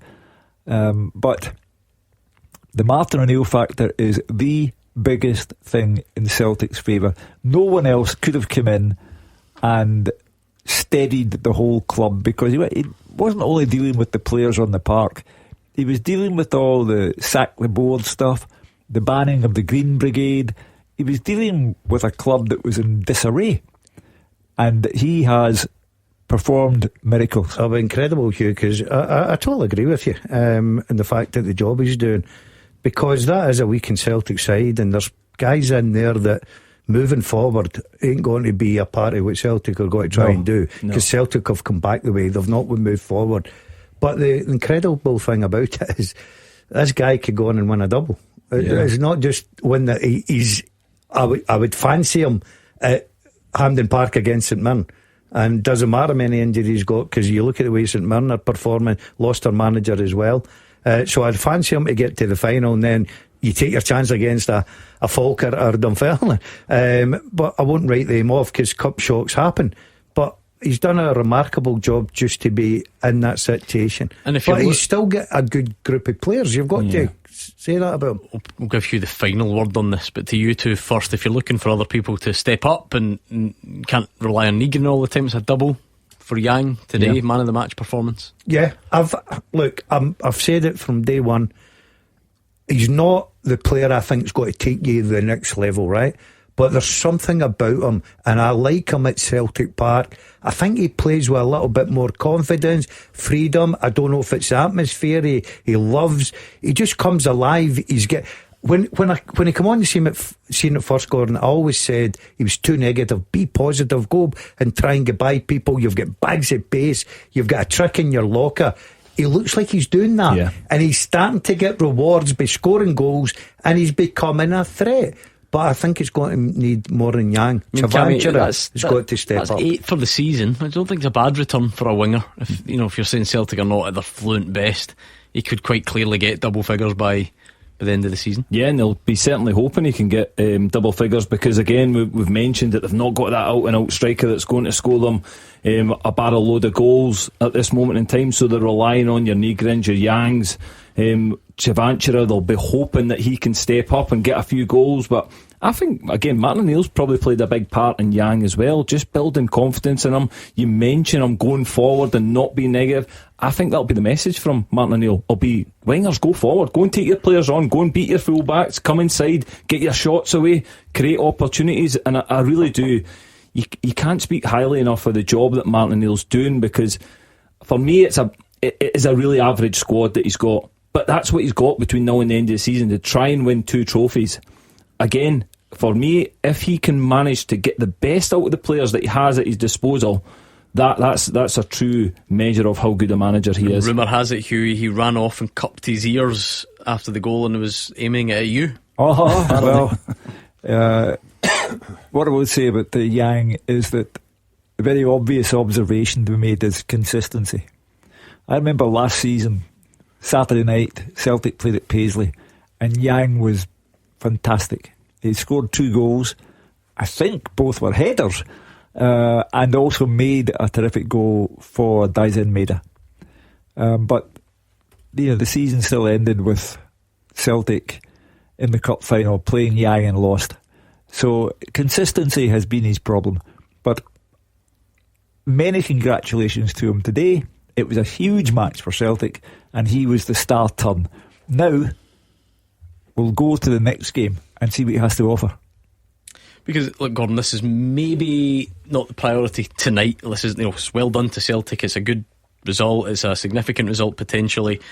But But eventually, as part of a wider discussion about recruitment and so on, you could argue and say Yang is the most productive or the best or whatever 100%. Phrase you want winger at Celtic at the moment, despite having tried to bring in various others. Yeah, they spent a lot of money in wide players, and it's certainly not worked. And Yang seems to be the one that Martin O'Neill has the most faith in. I don't know if Sean Maloney plays a big part behind the scenes. Obviously knows that position inside out as well as a wide player. But look, it's all about confidence for me, and I think he's starting to get that with goals as well, performances, everything about him. He looks like a guy now when you watch him. He looks a bit more like he's enjoying that football again. But I do believe that obviously Celtic are right in the hunt to go and win the league. They're right in the hunt to go and win a double, and I wouldn't put it by Martin O'Neill. It's not about coaching here for Martin O'Neill. Man management's been absolutely brilliant. It's absolutely terrific. But I think it'll take more than just performances from Yang. I think he'll need help from other areas. I'm going to start a rumour that I've turned the phone lines off because Motherwell lost today. Get that going. But yes, somebody is working hard on it, I'm told, to get us back in touch with you. Let's hear from John McGlynn. I said McGinn. McGlynn, a 1-1 draw for Falkirk up at Aberdeen against Stephen Robinson, who took charge of the hosts for the first time. It was a great goal, and it was very, very late in the game, but I don't think it's any more than we deserved. I think we deserved overall. I don't think it was a great deal in the game. It looked like a 0-0 written all over it. We make a mistake, they punish us, and fair play to them. I think their game obviously was to press and press and press, and they worked very hard at that, and they got the rewards in that moment when Kevin Nisbet chases the ball down on Scott. We were going back too often actually to Scott, and on a pitch that's dead, the pitch is absolutely dead. It's very difficult. That's what you're going to get, at this time of the season. So great mentality, great character, great goal. Ethan Ross comes on as a sub, comes inside, puts a great ball in, and it's a great header for Barney to. The goalie never even moved. It was a good header, and that's Barney. Six goals. Now you've got 3, you've got 2. Goal in the Scottish Cup, and that one 7 or so goals he's got. So brilliant for the young boy. He was a handful. He was a bit of a threat all day, causing problems. I think they were aware of him, most of the time. Sometimes panicked and rush clearances at times. So I think there were moments in the game where we did well. It wasn't our fluent best, but coming away from home here, going back down the road with a point from a situation where we were 1-0 down with not enough quality time to go. Great character, great mentality. Pleased with all these kind of attributes that you do when you've got to try and get something from where you've got nothing. His manager's done him out of one. I think it's 8 for Barney Stewart since the 24th of January. Wow. Now remember, he was on loan at Dunfermline for the first half of the season, so he didn't come into the Falkirk team this season until after the new year, and he's got 8 since then in those 10 games. It's quite remarkable, Hugh. We've done it before, but it doesn't mean we should just forget about the story. He's 21 years of age, and a year and a half ago he was playing for Heriot-Watt University.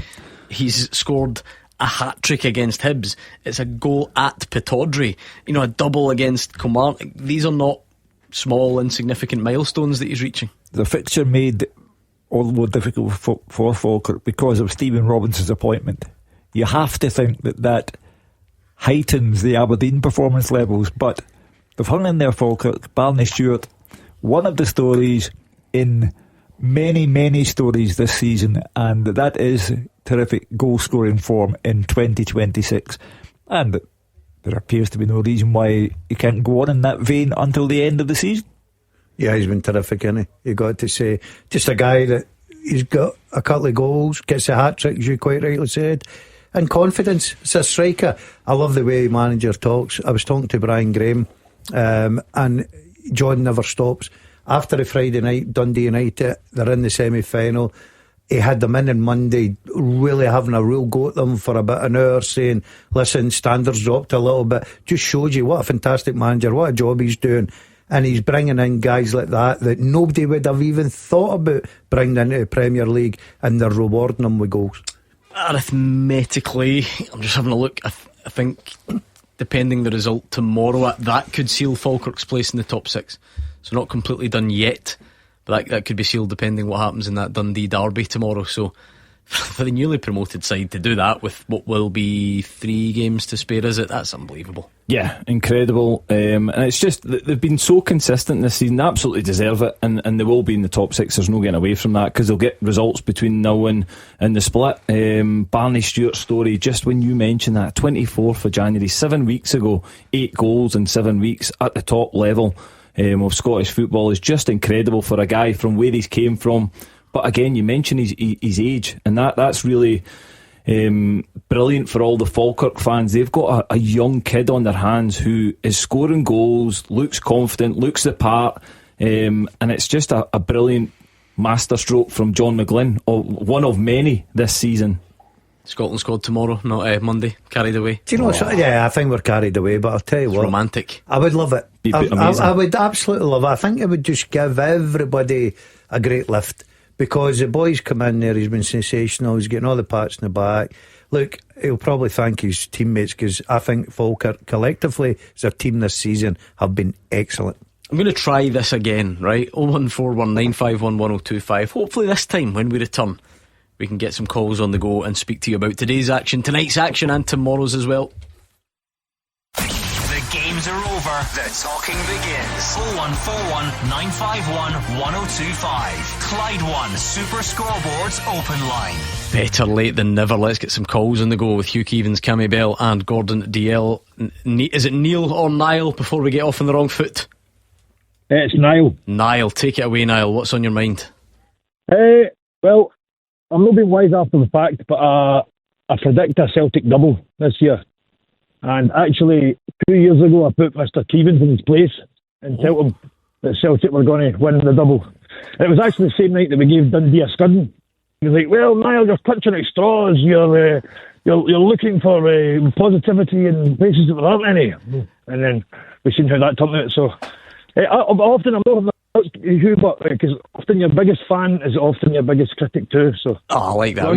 Wee bit of flattery at the end. I don't know how you can't contradict. Celtic are on for the double. They categorically are, Hugh. Yeah, absolutely. And it's all down to Martin O'Neill. He's got a poor squad who are overachieving because he's so good at what he does. And I don't overlook the work of Sean Maloney and Mark Fotheringham as well. Because I'm quite sure that on a daily basis they're really doing the training. Martin comes in and sprinkles the stardust on match days. So he has them in contention.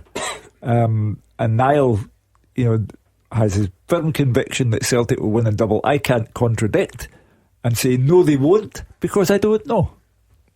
Does that feel like a big win today, Niall, under the circumstances and everything else that's going on? I think everybody and their granny knows that was a big win today, because it looked like, to all intents and purposes, we were going to struggle. And actually, Celtic stood up today. They showed a 90-minute performance that we haven't really had. All right, the first half was a bit scrappy, but we actually stood up. We fought for every ball.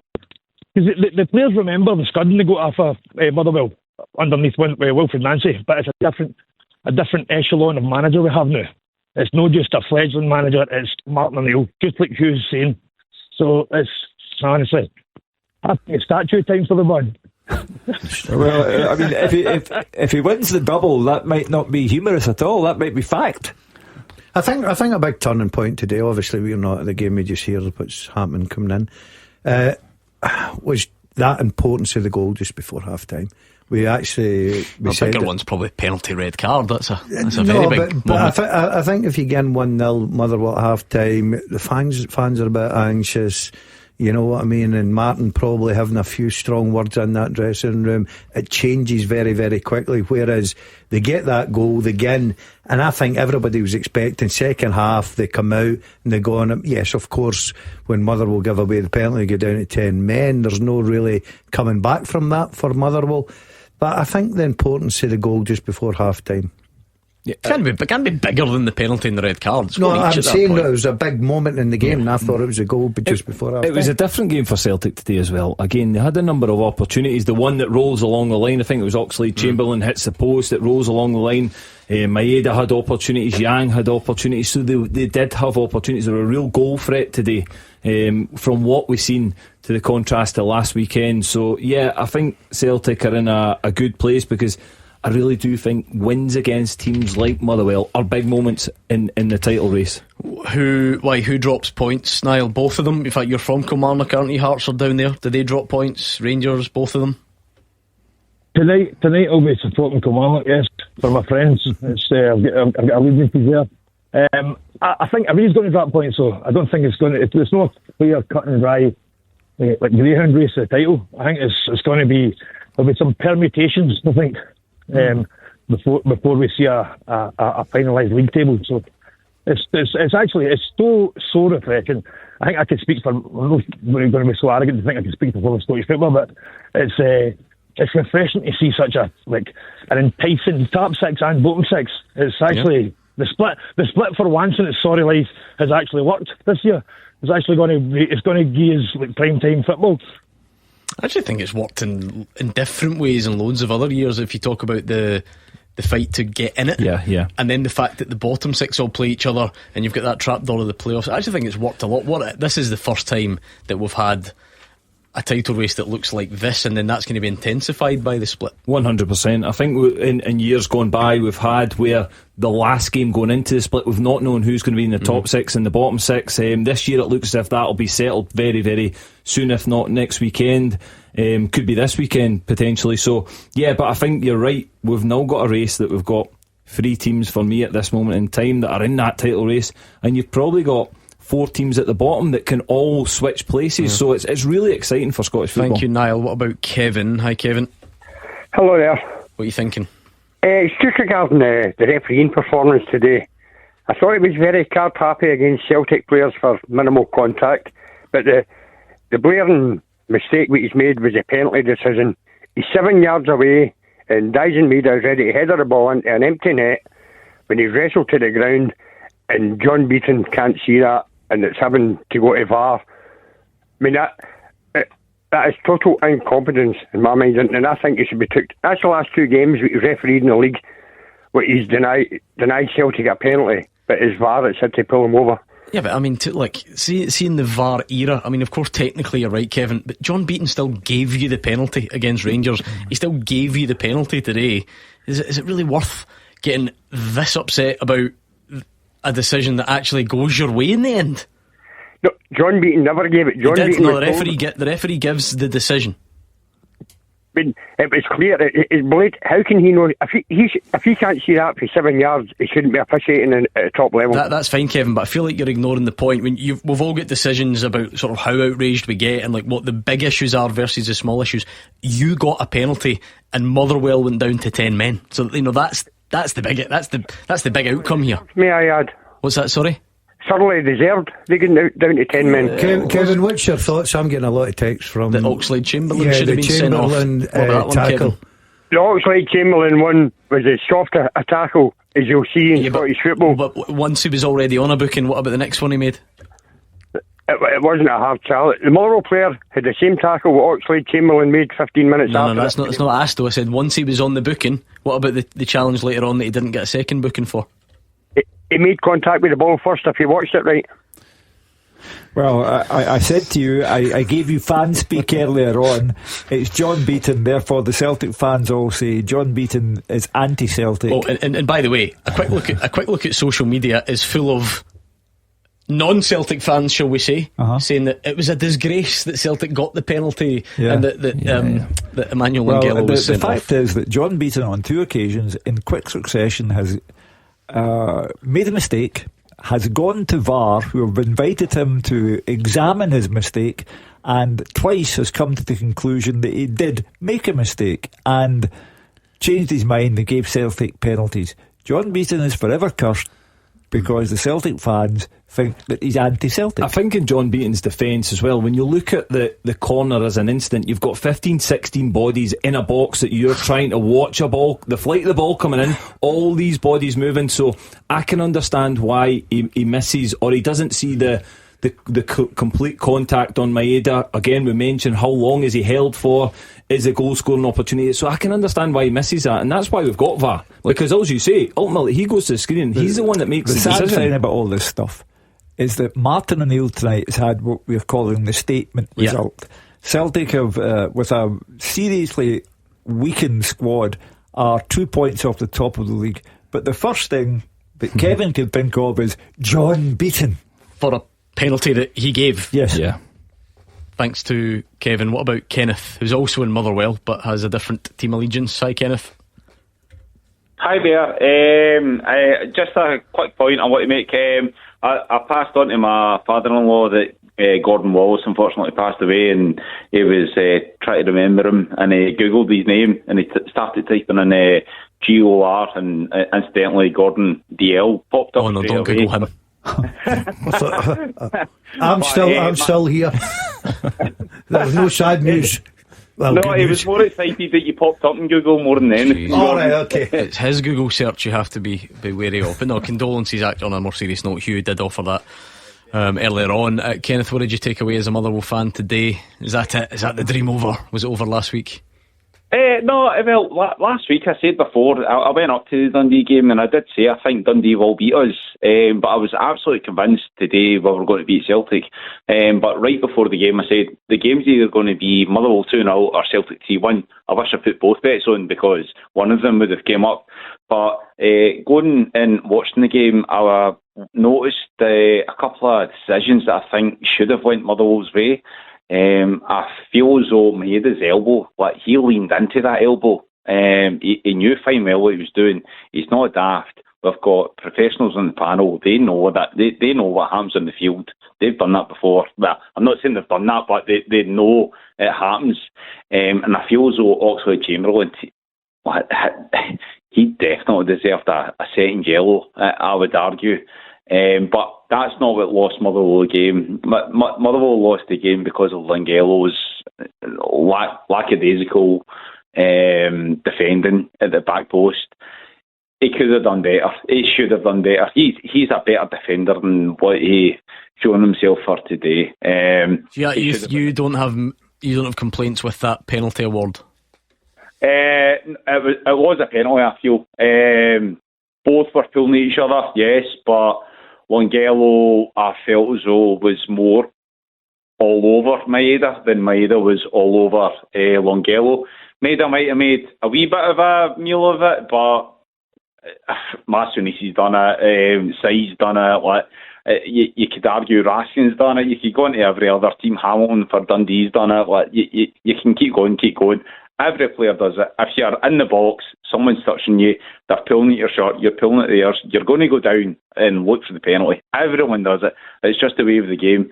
But it is what it is. But I really, really feel strongly about Maeda's elbow and Chamberlain's second challenge that could have led to a red card. Have to be honest, a non-televised game, genuinely I've no idea about this Maeda elbow. However, I can see lots of people mention it. Lots are mentioning Oxlade-Chamberlain as well. You've seen the penalty and the red card. Yep. Kenneth's been pretty fair as a Motherwell fan, thinks it doesn't have many complaints with it. What was your view on it? No, I don't think when you see it back, I think Longelo gets his still the wrong side of Maeda. It's a good ball in the box. The goalie gets caught out by the cross. He's out of his goal. Maeda's going to head the ball into an empty net for me. I think Longelo just panics a little bit, tries to get that arm round him and grabs him. Yes, Maeda probably makes it a little bit more dramatic than it was, but for me the length of the hold, it is a penalty and it is a red card. So for me they've came to the right conclusion. That was a big moment in the game because again, when you're 1-1, it's not just a penalty, it's the 10 men. It takes the wind out of your sails. Again, Celtic, it gave them more momentum to go forward and get that third goal. So I think that was a real defining moment in the game today. I agree with that. Yeah, I've got to say, a bit disappointed. Even a red? Is it because the goalie's out, so Maeda in theory is about to to head it into an empty net. I think. Oh, you okay with your voice? What's going on?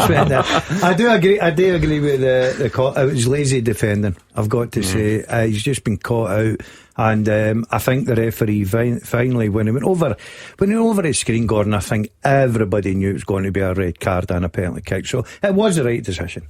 Let's thank Kenneth and bring in Mark, who's in Parkhead. Hi, Mark. How you getting on, Gordon? You alright? Good, you? Not too bad. Just back for the game, mate. Happy with that? Does it feel like a big win? It's a massive win. It's massive because Celtic are a poor side now. Motherwell are better coaching us. Look like as if I've got better players than us and have their intensity is just on a different level. So, no, it's a massive win. What about do you think it? I mean, it's always hard to say sort of how big just now because we don't know what Hearts do tonight, what Rangers do tomorrow. But does this feel like, despite the limited performances, that Celtic have got a bit of momentum in this title race? I think it's just all down to Martin O'Neill and the coaching staff, to be honest with you. I think they're just bringing a new lease of life into players that are below par. They're no decent players and they wouldn't be at Celtic any other season. I wouldn't. But I'm actually just phoning just to pick up on the caller's point 2 calls ago with regards to the refereeing performance. I would just like to ask, if after Celtic win, when is the right time? When do you think is the right time that we can criticise the referees? If you can't criticise them after a defeat, then you can't criticise them after a win. When's the right time to criticise referees? Because John Beaton was shocking today. So just putting that to the panel, when's it alright to criticise referees? Well, you can. Previous caller did it. I suspect you're about to do it. I'm not going to do it. I'm just asking you because the guy came on and was talking about being card happy, and there was a pile on for yourself and the pundits with regards to, just be happy, you won the game. Your first thoughts about referees. Do you know what I mean? Well, it was card happy today. It was the day the first challenge with Oxlade-Chamberlain. It probably is a yellow card, right? It is a bit cynical, but he wasn't going to give the foul to start with.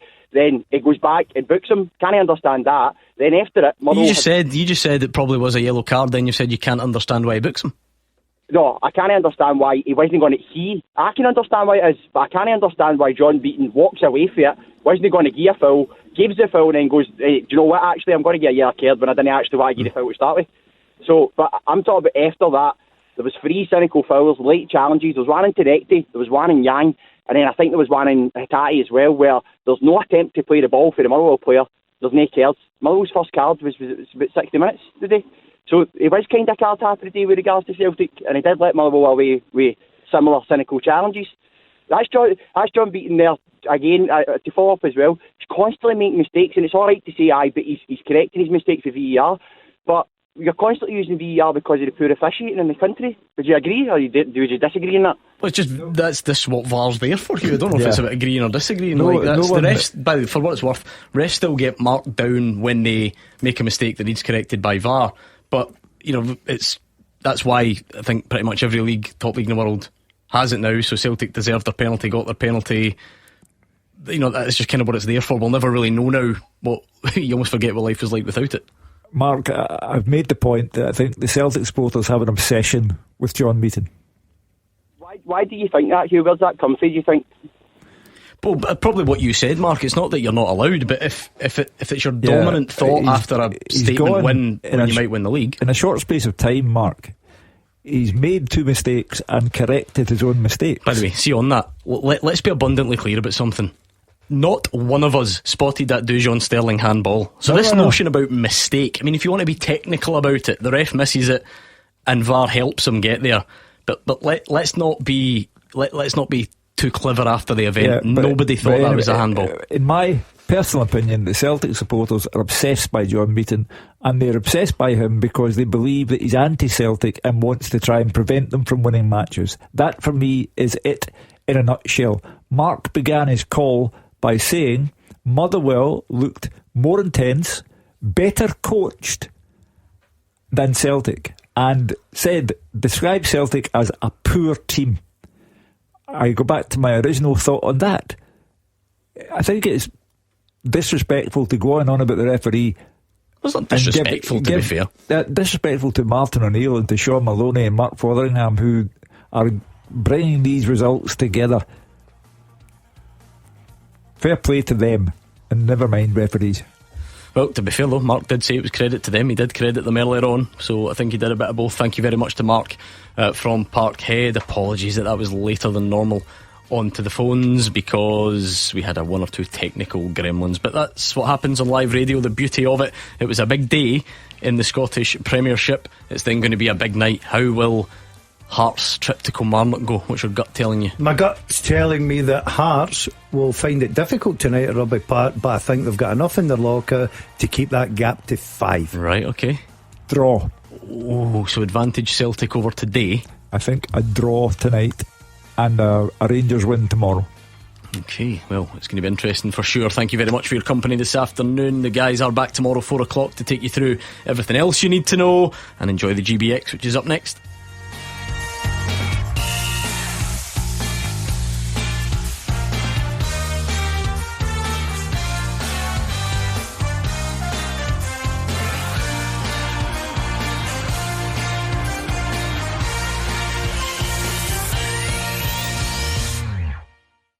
The Clyde One Super Scoreboard podcast was brought to you by White & Mackay, a calm head amongst the chaos. 18 plus. Keep the heat and always drink responsibly.